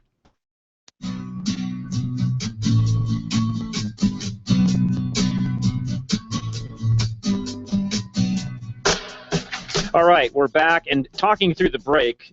Pierre, if you're still listening, one thing we really screwed up and forgot, my bad, I'll admit it, I made a big mistake. If that's a V8 engine, which we should have asked in that Trailblazer, chances are it is. I kept thinking V6. If that's got a V8, a 5.3 in it, which it does, it's probably not injection. It's probably accelerator pedal, throttle body problem. Those were really prone for having the pedal go bad, which Napa even stocks and sells. That could be a pretty easy fix. But again, back to our conversation before we went off air, who knows? You know, there's a number of things in there that it could be. Doubtful, though, if it's a V8 that it's got an injection problem, Pierre, because those didn't have that many issues injection-wise. It's probably something controlling it that's causing the problem. Either way, can't drive it at 25. You got to tow it or do the work yourself, which is really hard to do without scan tools to know what's going on, etc. So with that, let's move on. Let's go to Mike, who's next. Mike, welcome. What's going on today? Yeah, I have a 2008 motorhome with the Ford van body. Got it. It's a 450 with the V10. Yep. But everyone, or not all the time, but about 3/4 of the time when I get in it, the airbag light will start blinking. So it'll blink 3 times, then 2 times, and then it'll just stay on. And then sometimes you get in it, and it seems like maybe at higher altitude, it doesn't come on at all. It just works like it normally should. So. Yeah. Just the airbag light. Just the airbag light. Yeah, it just blinks. Interesting. And then it'll stay on after. Yeah, and of course, and everybody listening, let's make sure we specify this. When that's on, airbag is disabled, so it's not going to work. It doesn't keep you from driving the vehicle or functioning or anything. You know, it's not going to keep you from getting from point A to point B. But that safety device has been deactivated at that point when the light's on. Boy, and Mike, that's another one where, like we just talked about a second ago, somebody's going to have to get some tools on that, run through some diagnostics, try to figure out, what's going on with it. Is it something up in the steering column? Does it have a sensor someplace that's acting up? Somebody with a scan tool for the right vehicle. By the way, that one will take a different scan tool to do the diagnosis of, because it's more of a truck body than it is it's a heavy-duty truck, not a light-duty truck. So you'll have to get to somebody that's got the right equipment to actually even inspect that in the first place. Do you have a suggestion? I guess that was my main point, is finding the right place. Sure. Something you want to? He's in Highlands Ranch. Do you want to tackle that, Steve? No, I'd be willing to look at that. All right. So yeah. So I don't know if I can get it inside, but I'm more than happy to pull it. And this time of year, that's easy. So yeah. So Mike, Steve could do it. Steve, give me your number real quick. Sure. Yeah. Why don't you give me a call at 303-794-6700. That's Gino's Auto Service. Gino's Auto? Oh, okay. I've been to you guys before. Yeah. Stop by, talk to Steve, and those guys can look at that and see what's going on. Yeah. Sure. Okay. Yeah, I'll bring it in next week. Sounds great, Mike. Appreciate that. All right, take care. Let's go to Kenny, who's up next. Kenny, welcome. Well, hello. Hello. I appreciate your programs. I listen to a couple different automotive programs. I have learned so much about the fluids and everything, like the oil. Now, I do 530 over 540, but I thought that was the other thing. But the transmission. What are you driving to start with, Kenny? I got a 99 Nissan Quest, and people have told me that it's a mechanic's nightmare. No, not necessarily. Well, I've had problems, like I called for shifting problems, and I'm not very well mechanical, but I checked my transmission fluid, and it just barely covered the dipstick. Okay. And, well, of course, I did that. But my question is well, not my question, but my comment. I appreciate all the answers you guys give, because you give me things. I want to put a note out I used to buy the lowest price gas that I could. Okay. And now I've changed over to a premium gas, well-known, Conoco, Shell, and so on and so forth. Right. That has increased my gas mileage. Yep. By 3 miles to the gallon tank. That's awesome. 25 miles to the tank. So, and I've learned all this stuff from listening to you folks. Thank you. And I appreciate it, even though you can't diagnose it completely, like you were saying just a little bit ago. Sometimes it's minor and it could be major, or major it's minor. That's right. But just listening to you folks, and I use some of your shops as long as they're within my price range. But I wanted to give a shout out about the gas consumption. Well, appreciate that. And by the way, I did look up real fast. That Nissan should be running 530. 530. Okay. 530. Now, the transmission fluid that I put in, because I was talking to you, you want to put in what the manufacturer put in. That's correct, and that's a Nissan Mantic D fluid, it says. Well, okay, now I went and picked up some, and they had all these different transmission fluids that I could put in, and I ended up getting Dexron. No, you want a specific fluid for that Nissan transmission. Jeff's our expert. Jeff, what do you say?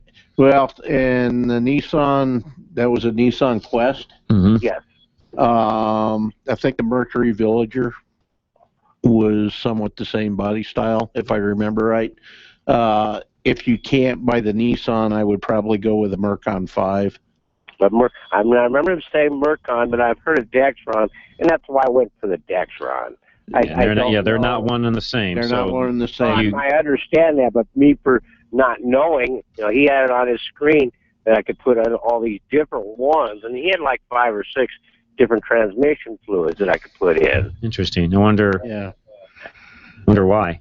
And this was AutoZone that I went to, of course. Okay. I would, knowing that, how much of that fluid did you put into it? I put a quart in. Okay. A quart's probably not going to affect it one way or the other, but I tell you what, transmissions are so expensive. If that were me, personally, I would have that flushed out, put the correct fluid in it. It wouldn't be a bad idea to do a transmission service on it anyways, but that way you're starting with fresh fluid, the right type of fluid, the right quality of fluid, and you've got a baseline now.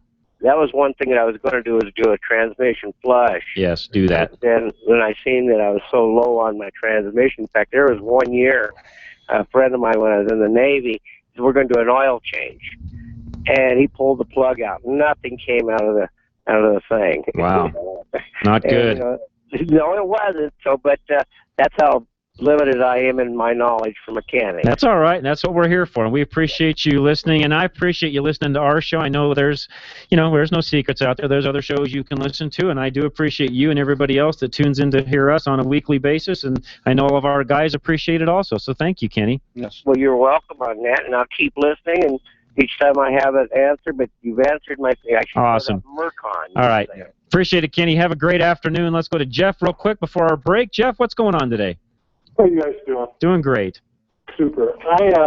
It was a number of years ago I saw that Ford and I think Toyota had come up with a partnership to try to develop a working hybrid model for pickup trucks. Yes. And in the last couple of years, or maybe a year or two ago, I saw that hadn't fallen through, and I'm just wondering, where is the industry at with developing a hybrid pickup truck? I think they are still trying to figure that out is going to be my answer. I think, Chevrolet made a pretty good run at it, had some half-ton series trucks they were running, etc. And I think what's happened is when it's all said and done and you look at somebody like me that's a fleet operator and you look at your cost of ownership on that truck versus just buying a normal, regular, truck that's got, good fuel economy either out of a diesel or a V6 or what have you, because those hybrid trucks would not haul like a 3/4 ton or a 1 ton anyway, so you're having to sell them to guys that have light duty applications where you're not hauling trailers, you're not hauling a lot of stuff in the bed of the truck, it's more of a salesman type truck, etc. And I think what they figured out is their cost of ownership, even in those situations, still ended up being higher than it was, just to justify the cost of running the hybrid at that point. Oh, so it wouldn't scale up well? Nope. To actually give you the 3/4 or 1 ton capability? The problem is they didn't put them in the framework of that truck to haul the heavy weight. They only did that drivetrain in a half-ton series, light-duty truck. And I think the reason for that is because the drivetrain of the hybrid side of the fence wasn't heavy enough to handle all the weight of the 3/4 ton, 1 ton series trucks. Oh, okay. So, and not enough half tons get sold to actually make it economical. I think that was part of it. And then the other thing that's happened is they've determined that they can go to CNG and actually do as well with CNG, which is liquefied natural gas. They can do as well with that as they can the hybrids for a lot less money. Oh. And on the fleet side of the fence, it's a much easier thing for the fleets to manage than it is the hybrids. I am going to predict that you're not going to see much in the way of hybrid side of the fence. This is a great segue. I'll talk when I come back about the V6 Eco Diesel Dodge. So hang with me, Jeff. I'll talk about that when we come back right after the news. Don't go away. John Rush, Steve Horvath, Jeff Kitty, all on Drive Radio, KLZ 560.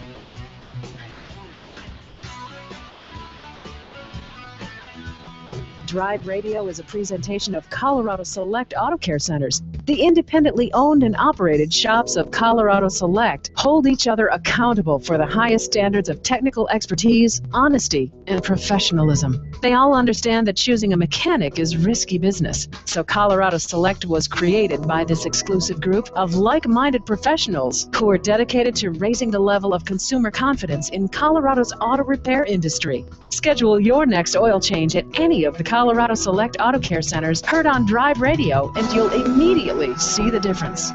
For the complete list of all the member shops in the state, visit drive-radio.com.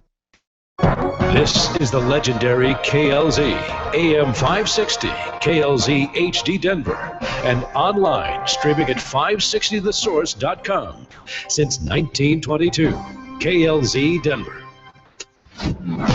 This is the Blaze Radio News. I'm Brad James. The Benghazi terrorist captured by U.S. Special Forces is now in the nation's capital at a federal courthouse under tight security, facing murder charges and conspiracy to support terrorists in connection to the attack that left 4 Americans dead, including Ambassador Chris Stevens. Abu Khatallah not being sent to Gitmo like other terrorists. The decision by the president will give him special treatment as he faces charges in the attack. I think it's a mistake to treat him like he's a citizen because he isn't one. Yeah. His actions didn't happen on U.S. soil. So there are a couple of things you could argue that the consulate was, but I think what you would have to recognize is that he was acting in a foreign country, not as a citizen, and therefore I don't know that he deserves the treatment that a citizen gets who commits a crime on U.S. soil. That's former Arkansas Governor Republican Mike Huckabee speaking on Fox News. This is news on the Blaze Radio Network.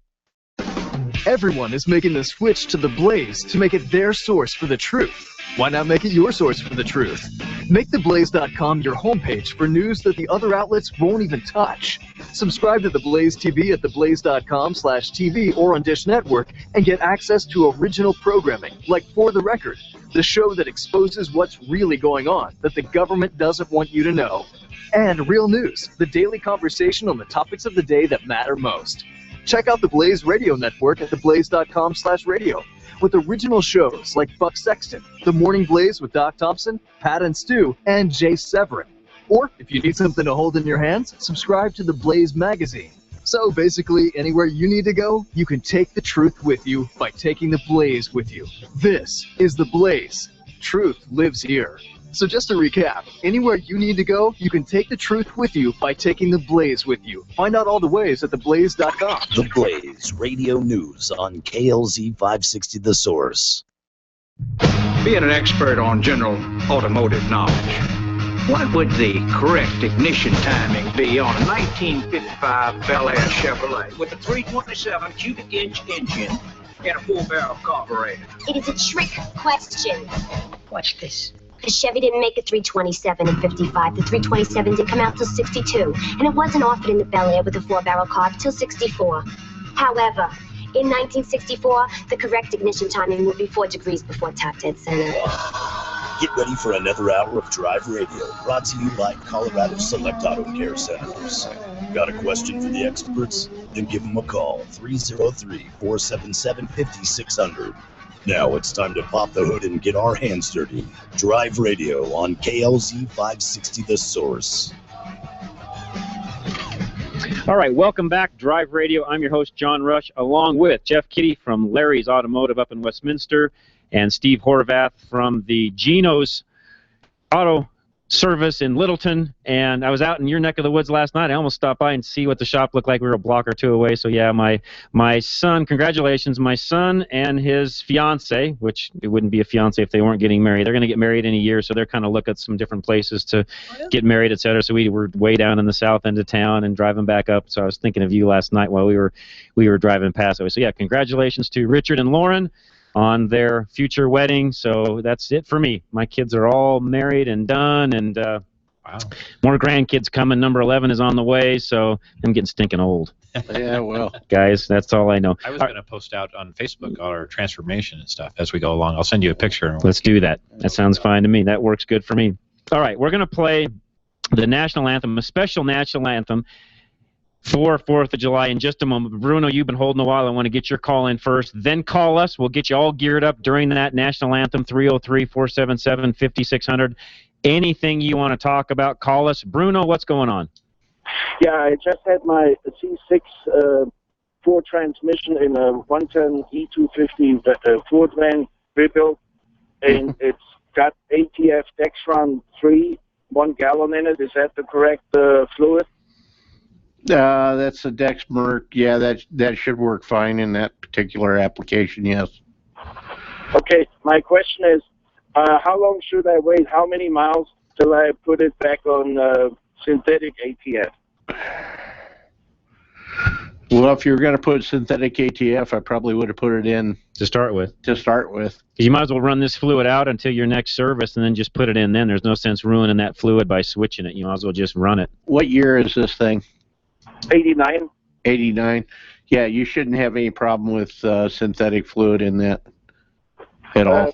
But to save some money, Bruno, go ahead and run that through for a while. I don't know, run it 25, 30,000 miles and swap it out with some synthetic at that point. No sense wasting money at this point. My question is, how long do I have to wait till the transmission is broken? There's no such thing on an automatic. Not on that one. Oh, okay. Those days are gone on an automatic. Yeah. Oh, okay. No break-in needed. No break-in needed. Sometimes there's a little bit on bands, but it takes normally it takes such a very little amount of time. It's minuscule. Minuscule. Yeah. You won't have to. And with modern fluid, just not what it used to be. Now, what I noticed, I mean, I didn't drive the vehicle for a while, but it kind of was hesitating getting out of the standstill, and then finally kicking in, and then all of a sudden it came in with a little slight kick, and then changing into second, it went kind of with a delay, and I had to get off the gas, and then it was switching. Is there anything wrong with it? I would probably have it checked over and make sure that it's full of fluid. It's got good vacuum to it. But, you know, you shouldn't have any hesitation whatsoever. Is it just on startup, or is it all the time? And I also saw a little puddle on it the following morning. I mean, this morning, after I drove it about 60 miles. Yeah, I think I'd. Did you just have this rebuilt? Right on. Yeah, I think I'd probably have the shop that rebuilt it check it over and see what they got. Okay. Make sure everything's good. Did they install it, or did you? No, they installed it. Yeah. Okay. Also. Okay. I would have them, you know, always take it back to who did the work for you and have them check it over. Okay. Make sure that it's right. I always try to have a 2-week checkup on all my stuff, just to make sure we don't have any leaks or any issues. So. You mean after 2 weeks, you said? That's my policy. Okay. I don't like to make policy for other shops, but my policy is, you know, after a couple of weeks, bring it back and we'll check it over, make sure everything's working right, make sure it's full of fluid and we haven't got any leaks. Yeah, no problem at high speed. I mean, it goes easily to 75, fully loaded. Yeah. And no problems there. Yeah, I'd just have the shop that built it or put it in. I'd have them check it over, make sure everything's okay. Yeah, I'm still working on him to become a member or a sponsor member. That'd be awesome. Yeah, have him contact me, and I'd help him out with that. I appreciate that, Bruno. Oh, okay. You are Larry from Larry's Automotive? No, I am John Rush. Email me at john@drive-radio.com. I'm sorry, on the cell phone you sound totally different. That's all right. Not a problem at all. Okay, I'll be down there at Extreme Automotive. That's awesome. We look forward to meeting you, Bruno. Thanks for coming out. And I tell you what, guys, I'll do the EcoDiesel review in just a second. Matt, let's play that special rendition of the national anthem, which I wanted to play, given it's 4th of July. You guys know me. I'm a patriot. I love our country. Here's the national anthem. Have a great time celebrating on the 4th, and we'll come back here as soon as it's over, so don't go away. One line open is all 303-477-5600. Matt, take it away.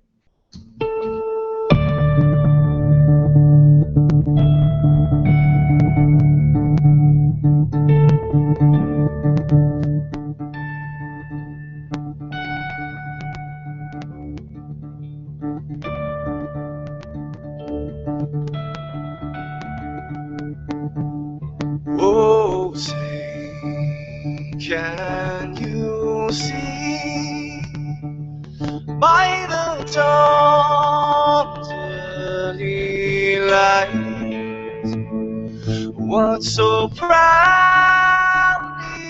we hailed at the twilight's last gleaming, whose broad stripes and bright stars through the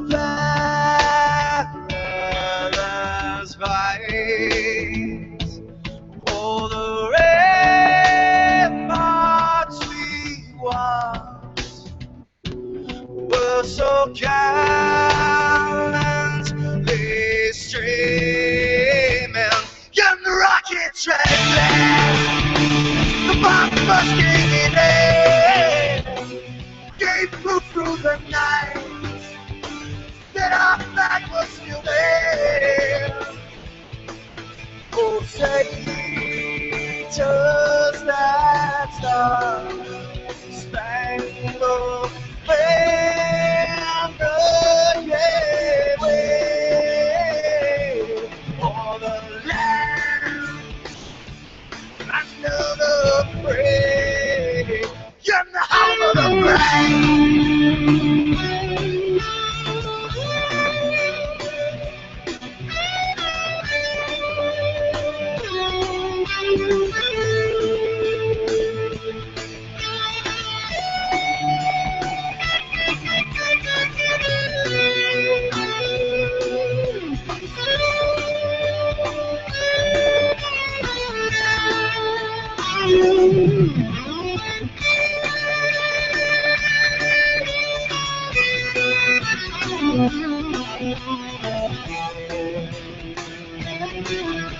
Yes,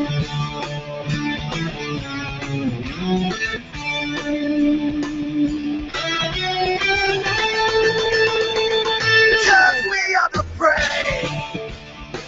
Yes, we are the prey.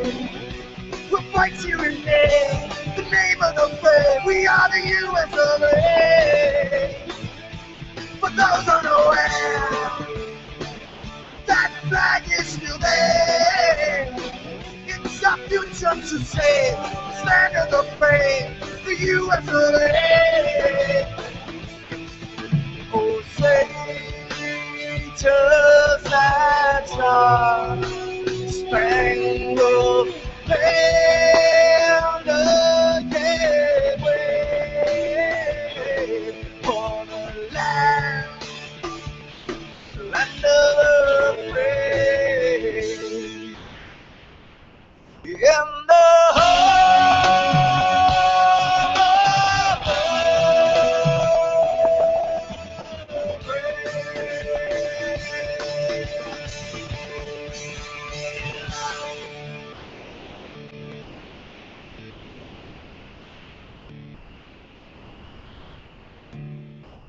All right, great rendition of the national anthem by Madison Rising. You can see them on YouTube, download their music, and those guys are real patriots and done a great job on taking some, what we would consider some old songs, putting some new renditions to them, and I like that one because I feel like the anthem should be sung just like that. We are the home of the brave, and don't ever let anybody tell you that the United States of America is not the best place to live and the best country on earth, because it is, and we should be proud of her on a daily basis. So guys, let's take a quick break. Matt, we come back.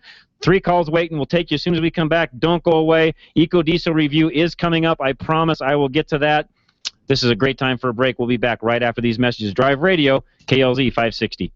Reliability. It's what every driver wants from their vehicle. Regardless of make or model, you want your vehicle to take you where you need to go. Reliability is exactly what Colorado Select Auto Care Centers offer. They've set the standard for excellence in automotive repair and maintenance. Each Colorado Select member currently offers Napa's Peace of Mind warranty, but are now also offering an extended 2-year or 24,000-mile warranty on repair work. You won't find this offer anywhere else.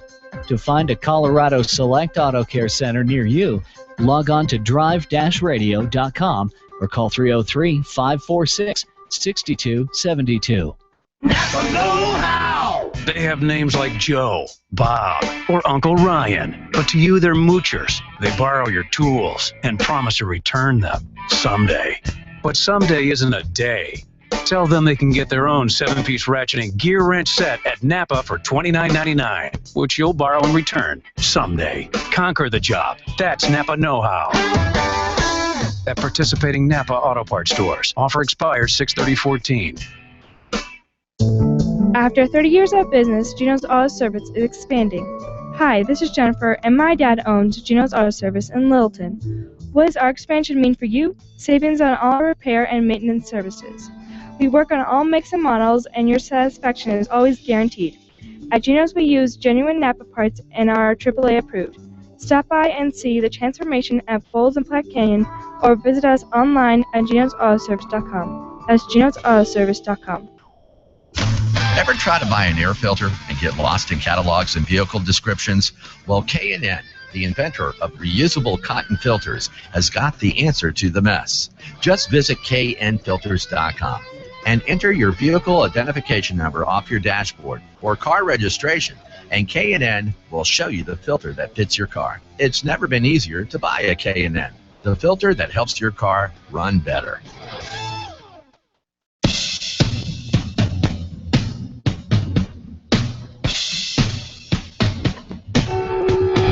All right, back at you. Thanks a lot for staying with us through that rendition of the national anthem. Dennis in Denver is next. Dennis, welcome. What's going on today? Hey, John, how you doing? Hey, doing great. Thanks for calling. Yeah. Hey, after being on the road the last week and seeing some absolutely ridiculous tow vehicles, in front of Sorry, we're laughing with you, not at you. huge trailers, I wanted to call, especially since Jeff's on the show, and what do you see Chevy Tahoe being able to tow? Is that more along the lines of a half-ton Yes. or three-quarter ton? Half-ton. It depends on what it's got in it for transmission. It should have the 4L60E or 4L65. But regardless of that, let me just put my input real quick into this. Doesn't matter even what engine, transmission, etc. it's got in it. That's got a 10-bolt Chev rear end, which is really light. You still have half-ton brakes. I see a lot of guys hauling 7, 8, 9,000-pound trailers with a Tahoe. I wouldn't haul anything more than 5,000 pounds with a Tahoe. Exactly. Okay. All right. And after losing the transmission in my 97 Ford F-250, if you did tow with this, would you put an auxiliary cooler on it, or does it need it? It's, you know, it's not a have to, but it wouldn't hurt it. Okay. Auxiliary cooler never hurts anything, but you got to be careful what you put on it. That's right. Use a high quality one. You want to use a high quality plate. That's right. Style. That's right. Not the finned aluminum type that you see, the cheese ball ones. What Jeff's talking about is the high-end coolers, the plate type. It's hard to describe it on the radio, but it basically, think of just, you know, plates being layered on top of one another, tubes coming in one end, going out the other. That's a much more, they're called a high-efficiency transmission cooler. That's what you'd want to use. That, and they're self-regulating, right. too. They won't get the fluid too cold. That's right. The other thing is, on that one, you do not want to tow an overdrive. Right. Yeah, it's got the tow haul mode. That's right. on it. That's right. You want to have a haul mode in, but you know, Dennis, just because of the simple fact it's a half-ton truck, brake wise, you know, differential wise, etc. I wouldn't haul anything over 5,000 pounds with it. Okay, good to know. All right, Dennis, thanks for calling in. Appreciate it very much. Line open 303-477-5600. Kevin is up next. Kevin, what's going on? 2000 Dodge Durango. Noticed a few strange things in the last week. Car sets for a couple of days. Put it in drive and pull away from the curb, and it almost seems like something's slipping. Not quite sure what it is. Excuse me. What kind of a? Let me ask you this: engine RPM goes up? Vehicle's not moving? It just doesn't seem like the automatic transmission completely engages, and then backing up a few times, it's almost like you can feel a vibration, like something in the rear end. Okay, you definitely want to check fluid level in it first off. The second thing that's probably going on is, I'm going to guess, is probably drain them back overnight. So try putting it in neutral before you put it into gear, and that'll get that pump working. And it'll fill that torque converter, and I'm going to bet it takes right off. Okay. That's kind of been a classic Dodge problem. Excuse me. What do you think about going in reverse? Well, that's why we need to check that fluid. Right. We need to find out whether we've got a leak, what's going on. But if it's chattering in reverse, sorry guys. Oh, you're fine. That's okay. I got the same problem. Oh, yeah, exactly. No, you're fine. Don't worry about that. The thing is you want to make sure it's full of fluid. If it is full of fluid, you might want to get it in and have it checked. Possibly pull the pan on it, make sure everything's good in there. Band adjustment on the reverse band. Check all that stuff out. The vibration when you put it in reverse and go backwards, it feels like there's. Well, you could have clutch pack slippage at that point causing the vibration. Well, what year was that again? 2000. 2000. That's probably the 46 RH or RE. And I'm going to bet you're going to want to get the pan off of that. You might want to check and see if there's some snap ring material in the bottom of the pan. You could be having a problem with the overdrive section on that. All right. Okay. Thank you very much. You betcha, Kevin. Appreciate it very much. Thanks for your phone call. Line open is 303-477-5600. Let's go to Buck, who is up next. Buck, what's going on today? Well, thank you for taking my call. Thank you. Our church had a 2000 Chev Astrovan and donated to it. And when I went in let me start off the beginning. The dash lights are very intermittent. You know, the brake light, service engine light, ABS, they're on more than they're off, but they don't always stay on. Anyway, I went in for a emissions test, and that came up naturally, and it's right. The random multiple cylinder misfire, EGR circuit range performance, catalytic system efficiency below threshold. Okay. Still get passed on all, you know what I mean? Right, and it will this year. It won't with the changes coming to the emissions program in 2015. Once we get there, you will not be allowed to have any lights on the dash. If so, there'll be a check that they'll have to go through, and it's a rigmarole. We'll get into more of that as we get closer to 2015. But if you can pass it now, great, but it probably won't pass the next time until you get the lights fixed. Do you have any idea why they would be intermittent? You know what I mean? On a 2000 Astro van, it's anybody's guess. Is that right? Sorry, I'm just telling you that was not one of the higher quality GM-made vehicles back then. And not saying that it's not a good vehicle for the church to keep and own and use, but you need to get to somebody. And actually, Dorsey Johnson over at Arvada West, which is near you, he'd be willing to, have you guys, bring that in, work with you guys, and he does a lot of stuff with churches, etc., helping them out price-wise, etc. Go talk to Dorsey and see what he can figure out. He'll be a good indication too of whether or not that vehicle is really worth fixing, putting money into, or you just use it until you can't use it anymore and do something else. And where's Dorsey at? He's at basically just east of 64th and Ward Road. Okay. Okay, so you can't miss him. He's right by the Grease Monkey, and I think it's O'Reilly Auto Parts that he's right next to, so you can't miss him. Arvada West Auto and Truck Repair. Arvada West. Okay. Yep, and he'll help you out, and you're a great candidate for him. And just tell him you listen to the show, and you need some help with this, and he'll help you out. Okay, I've got one other question. Sure.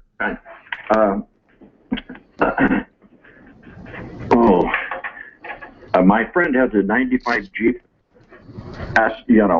Cherokee, all-wheel drive, and he found out that when you turn the corner, the back tires, front tires don't all. Correct.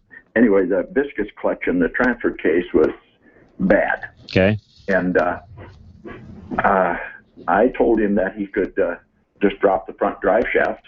Nope. It won't move if you do that. And if it does move, the viscous is blown up. Well, yeah, and you've got other issues. So, no, you don't want to do that. It will not move properly. That will have to be fixed to use the vehicle properly. Well, I've had one transmission shop tell me I could. Nope, they're wrong. They are wrong. They don't know their product. What could go wrong? It's not that anything goes wrong. It's the viscous coupler. If it's working properly, when you take the front drive shaft off, it sees there's no resistance there, and it's going to send all the power out that front drive shaft, not anything to the rear. Oh, so it won't operate it. That's right. So that other shop doesn't know that vehicle and how the viscous coupler works properly. Okay. Okay, well, thank you so much. You're very welcome. Thanks for calling in, Buck. And again, go see Dorsey. He'll help you out over there. Line open, by the way. A couple of them open. Doesn't happen very often this time of the show. Call us. We'll get you right on air. About a half an hour left of the show is all. 303-477-5600. Jerry and Greeley, you're up next. What's going on today? Hey, how you guys doing? Doing great. Thanks for calling, Jerry. Hey, man, I've been working on a 92 Cadillac. It's my son's vehicle. It's a sedan DeVille. Okay. And off the top of my head, I can't remember the engine size. But I've been chasing a vacuum leak, a real high idle, rough idle, and the transmission's not shifting correctly. On the surface of everything, I can't find anything. Is there anything hidden on that particular vehicle that I could be looking for, or what? And I'm looking at Jeff and Steve because I'm not a Cadillac guy, so I don't know. Any check engine lights on? Gotta be. Oh, yeah, check engine lights constantly on. Okay. There you go. Probably need to scan it, find out what's going on. They were very prone, if I remember right, that 4080E was very prone for breaking the 1-2 shift solenoid, and that's accessible from the bottom of the pan. Okay. Had very few problems with the 4080E transmission. It's just extremely expensive to fix unless it's a minor repair like that. Right. But if it's showing a shift solenoid issue, chances are you got a broken solenoid. There is an upgrade solenoid that's readily available on that. And then as far as the vacuum leak, I just can't hear it. And why do you think it has a vacuum leak? Because of the high idle and the high rough idle. which could be caused by a number of other things, by the way.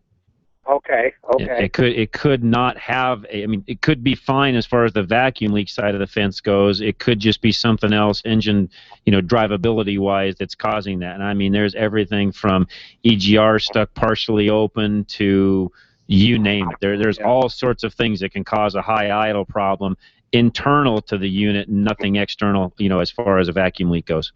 Okay, I got you now. I'm not saying it's not a leak, but if you've done a bunch of looking and you can't hear anything, see anything, change anything by looking at all the hoses, etc., it's probably something else.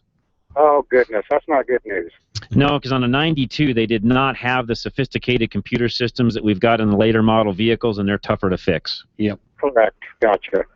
Okay, well, I appreciate You're very welcome, Jerry. Thanks for calling in. And again, we've got facilities all over the Front Range. You can find any one of our repair facilities at coloradoselect.com. Just go to your web browser, www.coloradoselect.com. Type it all in. It'll bring up our website. It'll show you where all of those shops are located. And again, they're everywhere. I will tell you, Jerry, in your particular case, call around. Not everybody, even in our facilities, is going to work on a 92 Cadillac because they're tough to work on. So call around, figure out who can work on it. If you can't find anybody, send me an email, john@drive-radio.com, and I'll figure out somebody that I know can work on that for you because, yeah, that's a tougher vehicle. That's not an everyday run-of-the-mill car. 92s in general were just tougher to fix. Those were not the fun days of automotive repair. But anyways, we'll help you out. Again, lines open. We'd love to hear from you. Call us. We'll get you right on air, 303-477-5600. I will talk about the Dodge Diesel, EcoDiesel, as soon as I come back right after these messages. Don't go away. Drive Radio, KLZ 560.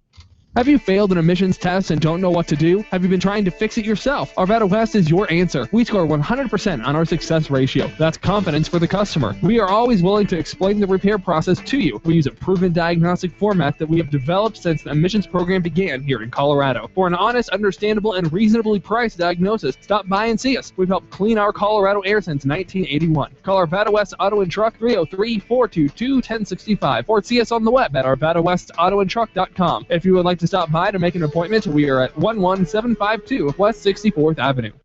Need a one-stop auto repair solution in Boulder? At John's 4x4 Center, they service and maintain more than just 4x4s. From big trucks to diesel pickups, their team of service specialists and technicians have the computer diagnostics, tools, and expertise to service and repair any make or model. They combine their skills with integrity, giving you the best service in the industry. From preventative maintenance to major repairs, you can trust your vehicle to John's 4x4. Located on Arapahoe Road, just east of 63rd, behind Carpet 1. They're open Monday through Friday, 7:30 until 5:30, with convenient shuttle service and after-hours drop. If you're ready to form a solid relationship with an auto repair shop, the new owners at John's 4x4 Center are committed to providing the personal and professional service you're looking for. Give them a call at 303-449-2640. Check them out on the web or follow them on Facebook at johns4x4.com.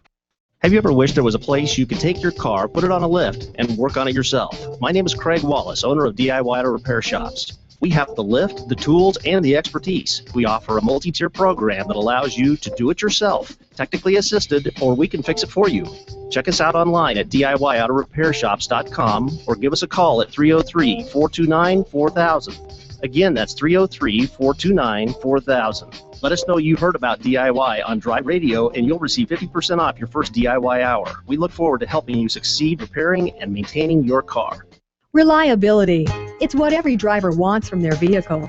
Regardless of make or model, you want your vehicle to take you where you need to go. Reliability is exactly what the Colorado Select Auto Care Centers offer. They've set the standard for excellence in automotive repair and maintenance. Each member offers Napa Auto Care Peace of Mind Warranty, along with the highest level of customer service and integrity. To find a Colorado Select Auto Care Center near you, log on to drive-radio.com or call 303-546-NAPA.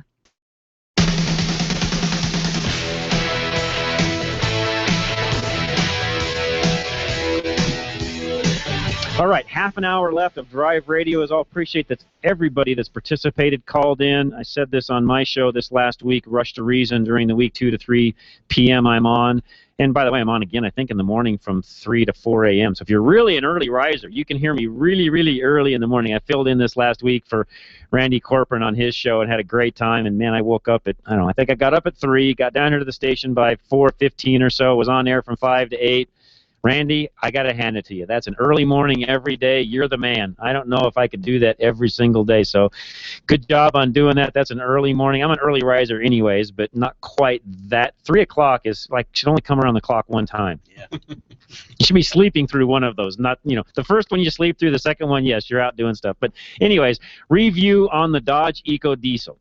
I will have a full review, video, etc. later this week. I got that vehicle back just yesterday. So I had an opportunity to drive it down here to the station twice. Went to South Denver in it last night, so I've already put a good amount of miles on it.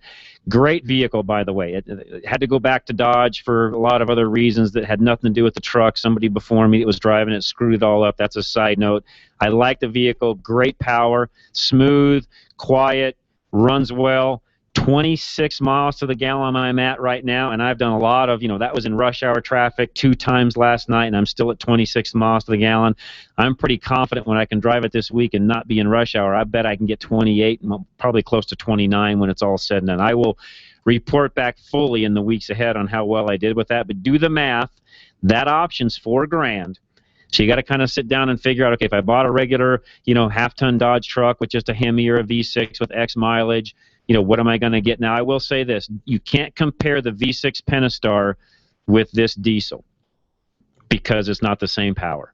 This diesel runs more like the Hemi than it does a Pentastar V6. So it runs fantastic, has great low-end pulling power, quiet, smooth, plenty of passing power. It works fantastic. I can't say enough about the truck. I really like it. I enjoy it.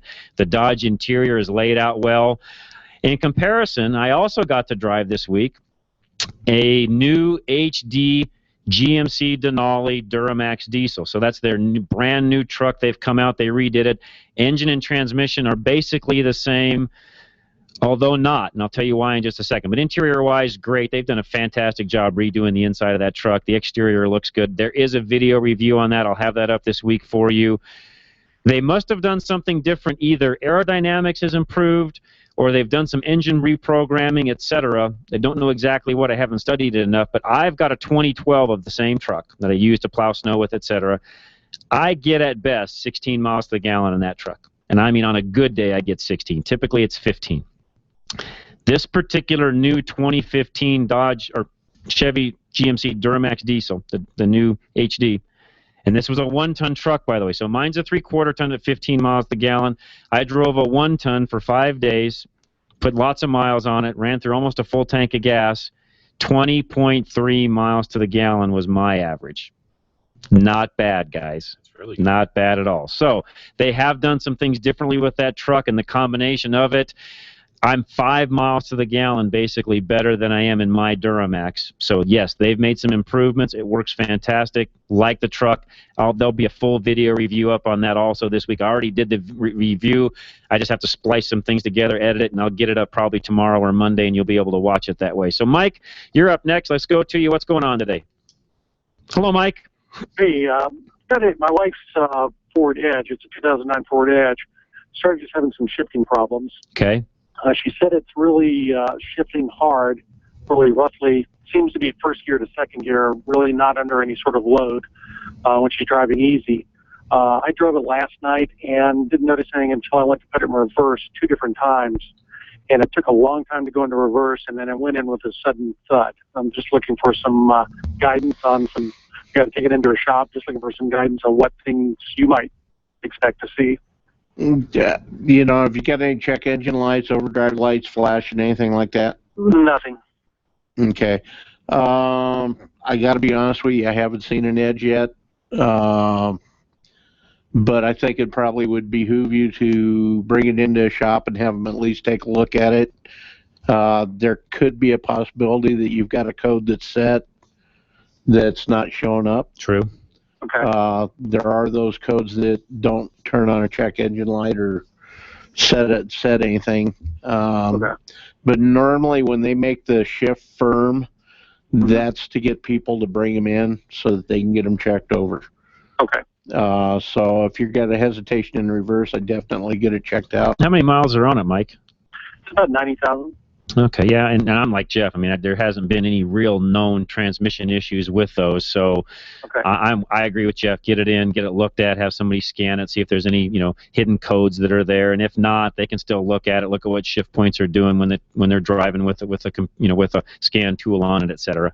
Okay, great. All right, thank you. You betcha, Mike. Appreciate the phone call. Line open, by the way, 303-477-5600. About 20 minutes left is all. Call us. We'll get you right in as quickly as we can. Dave, you're up next. What's going on today? Hey, I got a 2000 Ford Taurus. It's a wagon, 3-liter, double overhead cam. Okay. I'm driving down the highway, and it wants to hunt back and forth the RPM between about 2,000 and about 2,400. Okay. It's like up and down, up and it doesn't matter if you're in cruise or if you're just, got your foot on the throttle. It just wants to go up, hunt back and forth. Would that be a throttle position sensor? I doubt it. Okay.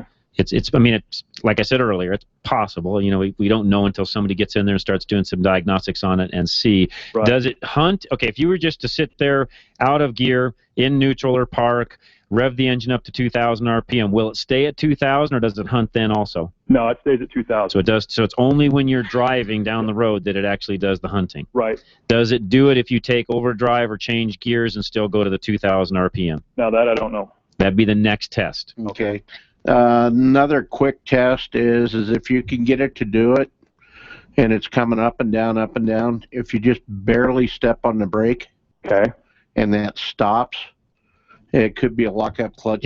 Yeah, what Jeff is saying, this is everybody else out there listening, what stepping on the brake does, it unlocks the torque converter, because the torque converter is all lock up. I've talked about that the last several weeks. I think I heard you talk about Yeah, that. so what stepping on the brake does is it unlocks the converter, and what Jeff's getting at is if the converter is locking, unlocking, that's about the RPM range you'll see a change in if that's happening. Okay. And if it is, then we got to figure out why is it being controlled on and off? Is it got a bad brake switch where it's actually making it tell it to come back off? What's going on in that circuit making the torque converter lock and unlock? Well, here's a curveball for you. When it seems like it's only happens when, like, say 10 minutes after I'm on warmed up, started up, I'm on the interstate going to work or coming back from work. It does it for 3 or 4 minutes. Okay. And then it stops. It goes away. It's basically trying to. I'll bet it's got a lockup converter issue of some kind. And I heard those transmissions were kind of. They are. They're iffy. You're right. And so it could be. It could just be something internal. But I think that's one where you'd want to make sure all the externals are working properly, controlling the converter lockup properly, and then go from there. Yep. Now, I think I heard you once say that you're a big advocate of getting a total flush on a transmission, or no? Yes. Okay. Yes.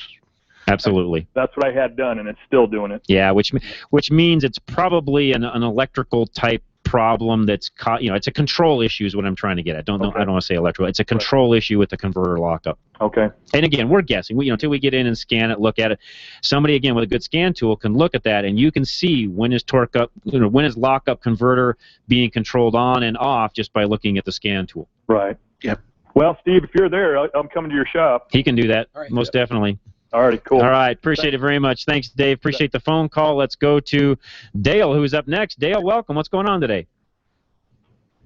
Hello, Dale.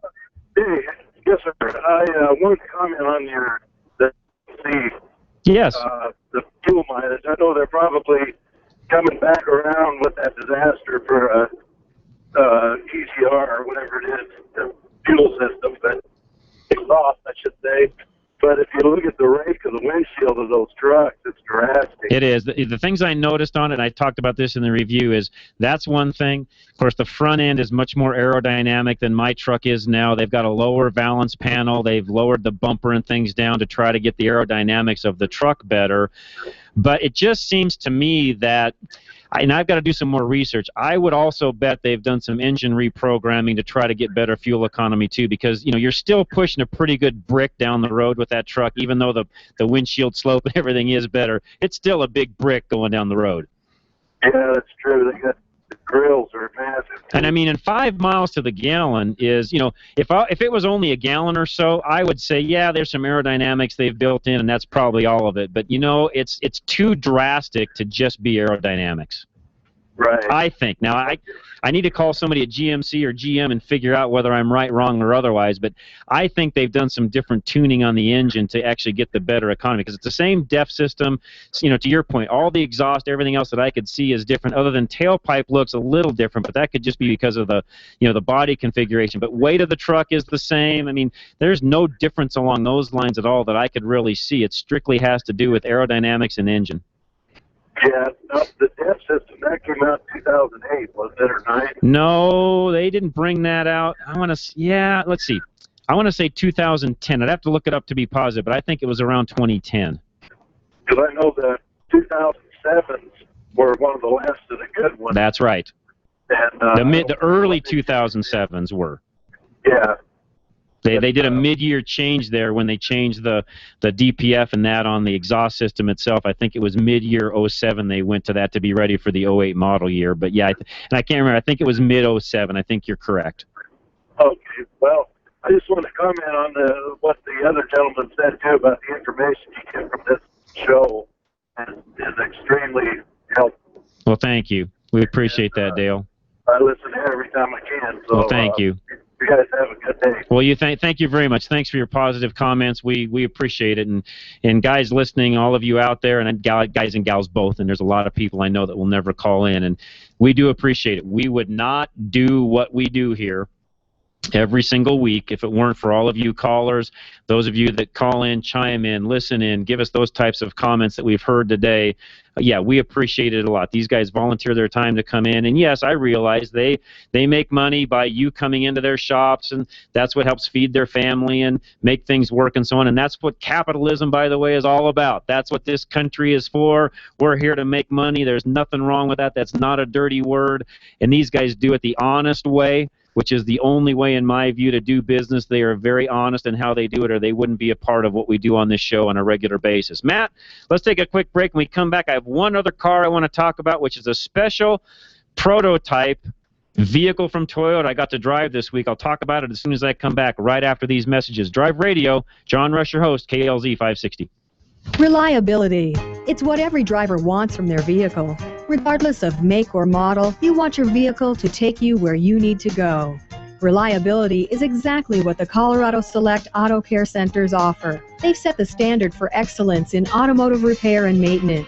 Each member offers Napa Auto Care Peace of Mind warranty, along with the highest level of customer service and integrity. To find a Colorado Select Auto Care Center near you, log on to drive-radio.com or call 303-546-NAPA. You like car stuff. Napa has car stuff, like fuel stuff, brake stuff, even cleaning stuff. And the only thing better than car stuff is car stuff that's half off. So stock up on your car stuff with half off selected stuff. Conquer the job. That's Napa know-how. At participating Napa Auto Parts stores. Offer expires 6/30/14. Having transmission problems? Stop by Larry's Automotive today. We're your only Colorado Select Auto Care in North Denver that also specializes in automatic and manual transmissions. We're a family-owned small business taking care of your family-owned fleet of cars, trucks, and SUVs since 1994. We specialize in transmission and drivetrain problems and offer a 3-year, 36,000-mile warranty. We're also an ATRA member. Call us at 303-427-2108 for an appointment, or find us on the web at coloradoselect.com. Larry's Automotive, a proud member of Colorado Select Auto Care. I'm going to teach you right now how to find a good, honest mechanic. Ask about the warranty. Their warranty will tell you everything you need to know because their warranty is their word. And Colorado Select Auto Care Centers all offer the best warranty in the state. 3 years, 36,000 miles on every repair. Always select a Colorado Select Auto Care Center at coloradoselect.org. 3 years, 36,000 miles. It's all you need to know.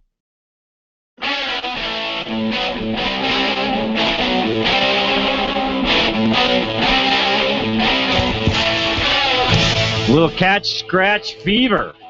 Good job, Matt. Thanks. Playing some good music today. It goes along with our Madison Rising national anthem, which I love those guys. I think they do a great job. And that rendition, by the way, the reason I picked that today is it came out of the movie America, Imagine the World Without Her. I'm promoing that, did it on my show this week. Great movie. You're going to want to watch that. In fact, drag everybody you know to see it. It does a great job of dispelling a lot of the myths that are out there about this country. When you leave that movie theater, you're going to think, man, not only am I proud to be an American, but you know what? I've got nothing to apologize for in being an American. That's what you leave that movie thinking when it's all said and done. I'm proud to be an American. I'm going to support America, and that's why it's just a great feeling. When I told somebody yesterday on the radio when I was talking that I had a call that I called in. You know, a lot of things you go to, especially us in business, entrepreneurs, et cetera. You know, a lot of times we get beat up on a daily basis. You know, you dirty business guys, you cheat. You know, you guys are just stealing money from people. That's what you hear a lot of this day and age. You know what? For once, I left a movie finally thinking, you know what? I really feel good about being an employer, helping everybody else improve their life and helping the economy by being an employer. I actually felt like that for the first time in a long time leaving an event, because usually it's the other way around, right, guys? You know what I mean. Yeah. Let's go to Mike, who's up next. Mike, welcome. What's going on today? Hi, fellas. Good show. Thank you. Can you hear okay? I can, yes. Terrific. Question for you. I have a 72 Toro, classic car, and I drove down to Colorado Springs yesterday. On the way down, no problem, ran fine. Coming back up, I got right into Woodland Park, somewhere around 8,000 feet, 8,200 feet, and the car felt like it wanted to stop, and then it just kind of lurched forward, and then I was afraid it was going to vapor lock because I've had that problem in the past, and then it picked up and it was okay. It's got a new fuel pump on it, by the way, a Napa fuel pump, so okay. I can't blame that. And I'm wondering, and it picked up okay, and then I got home all right. And I'm just in a quandary as to what the heck is going on. And I didn't catch, what car is it again? 72 Tornado. Oh, Tornado. Okay. Yeah. Now I've got a spacer between the carburetor and the. Got it. Intake manifold. Yep. To preclude a vapor lock from happening. Right. From the engine, you know. But and the fuel lines are not encumbered by any closest to the engine, creating heat or anything like that. And but the only thing I haven't done is I haven't replaced the fuel filter, and I'm wondering, is it the fuel filter or? I doubt it. I know the altitude is a factor here. I more than likely was trying to vapor lock. I think you were on the right track when you said that. I think that's probably the first thing to look at. And if you do not have a secondary fuel pump system, you know, in other words, we put an electric pusher pump back by the fuel tank to push more fuel up to the carburetor. That's typically what you do to avoid vapor lock on those older cars, and that's more than likely what it's going to need to avoid that. Wow. And that's not a big deal to put on, by the way. That's a pretty simple procedure. What is it? You have to cut into the fuel line and you do. You cut in the fuel line, put a pusher pump, it's a little rotary pusher pump you put all the way back by the tank, run 12-volt keyed power to it. Key comes on, it lights up, pushes fuel up, off you go. And it runs continuously all the time you're driving. And it works in conjunction with your existing pump.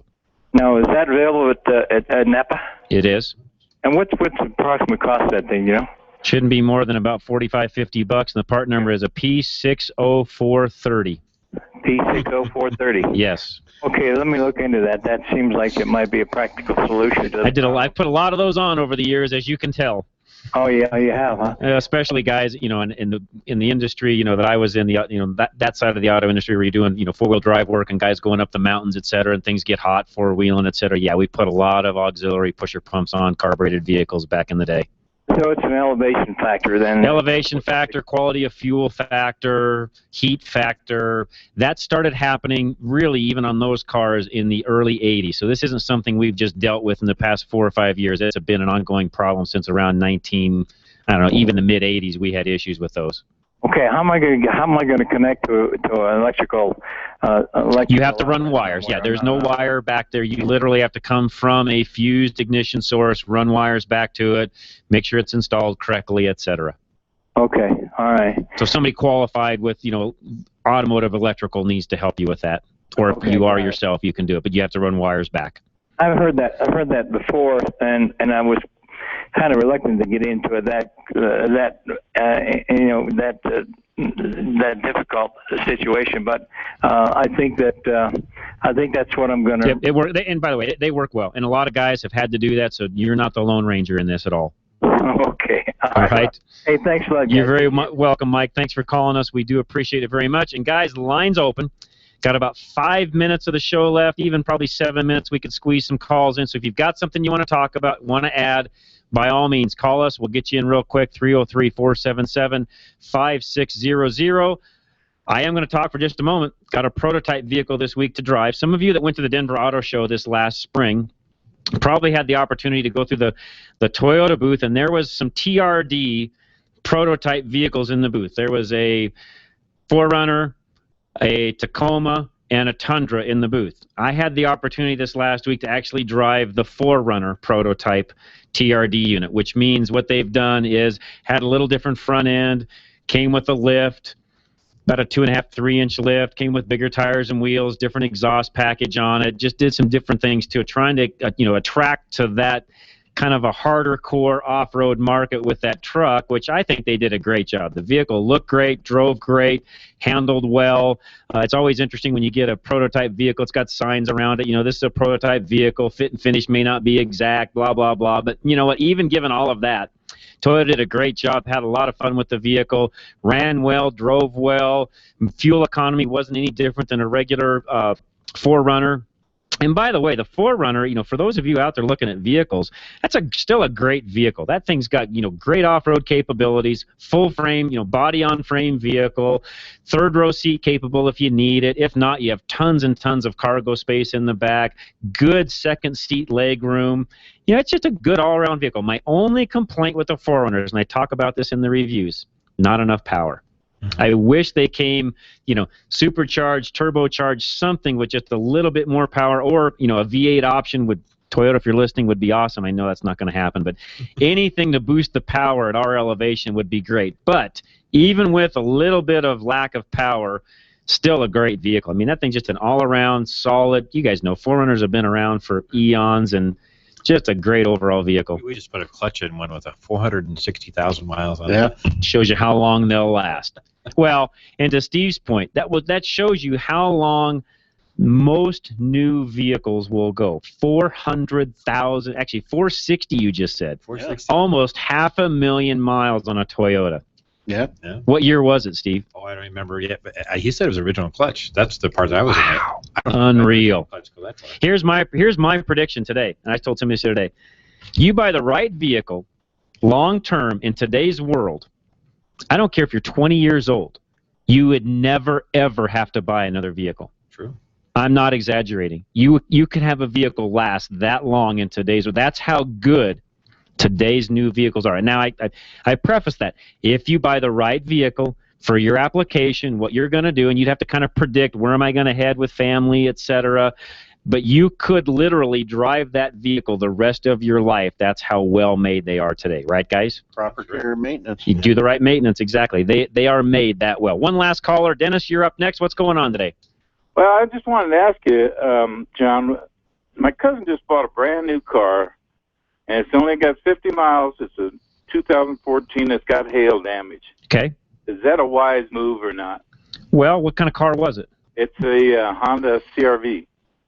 The only thing he's going to have to watch on that, and his insurance company could guide him along as well as anything on this, is the insurability of it, depending upon what happens down the road, et cetera. That's about the only thing he has to worry about. Is some insurance companies will not insure hail-damaged vehicles. Outside of that, mechanically speaking, he'll not have one problem. Did he have them fixed yet? No, he just got it yesterday. Yeah, 50 miles he probably has. And so he bought it. It was probably got a good deal. Probably got $4 or $5 grand off the price, I'm guessing. Oh, he got a lot off the price. There you go. You get it for 13 grand. As long as he can get the right insurance company to insure it properly, that's the only issue with buying hail damaged vehicles is the insurance side of the fence. He's had USAA for almost 50 years, so He should be okay then. yeah. But you can get a lot of that fixed though. You could, yeah. These guys are really good. They are. I mean, the PDR, the paintless dent, repair guys, they can fix a lot of hail damage pretty inexpensively. I would not shy away from a hail damage car. Now, there's a lot of guys that would say, John, you're crazy. I would never buy one. You know what? If it's the right deal, I'd buy anything. Yeah, So really. nothing wrong with it. He won't get hurt driving. Mechanically speaking, not a problem. He bought a very good car. Yeah, it is. Is there anything I've heard that if you park it in the sun a lot and you maybe put something dark over those? No. Just get a PDR, a paintless dent repair guy to help fix those. That's the best way to fix those hail dents. Yeah, okay. If he does that, he can get a lot of them fixed that way. And you know what? If he ends up with a few little dingies in it, you know what? If he's going to keep it long term, drive it enough miles, keep it forever, who cares? He said if he bought a brand new perfect one, he'd probably get dimples in it. There you go. No, he's probably right on that one. So no, I think he's done fine. I would have not hesitated. You know, that'd have been a good deal no matter what. He'll be fine with it. Okay, thanks, John. Thank you very much, Dennis. Thanks for calling in. Last call of the day. Our topics we didn't get to today, I assure you we will get to some of those in the weeks ahead. We had some of them already slated. We'll do some of them next week. We will be on remote next Saturday. Extreme Auto Repair, big garage sale, kind of just a 4th of July event, if you would. There'll be free food. Come out, see us. Drive Radio tent will be there. We'll have giveaways. Lots of help there. It'll be a lot of fun. You won't want to miss it. Just south of Lincoln on Dransfeld here in Parker. So not that far away from where we are here at the studio. But if you're out and about next week, stop by, say hi, grab some goodies. And most of all, just let us know you're out there. We want to talk to you, see you, shake our hands. It'll be a lot of fun. We enjoy it. So either you guys going to be there? I'm going to try and get there. Okay. Depending on what we got going on. So there we go. Both these guys may actually come by. It'll be a lot of fun. We'll enjoy it. All right. Got to say thanks. Jeff Kitty, Larry's up in the Westminster area. Thank you, Jeff. Thanks. Give me your phone number one more time. 303-427-2108. All right. And Steve from Geno's, also Littleton. Give him your number. 303-794-6700. And I've been your host, John Rush, along with Larry Unger, other side of the glass, handling all the phone calls, our production, etc. Couldn't do it without him. Matt, thanks so much. Our engineer does a great job. Appreciate it. Happy birthday Monday to Matt. Appreciate all that he does for us. And I will be back on Monday, 2 o'clock, Rush to Reason, 2 to 3 every day. But you've been listening to Drive Radio. I'm your host, John Rush, KLZ 560. God bless. Everybody have a great weekend.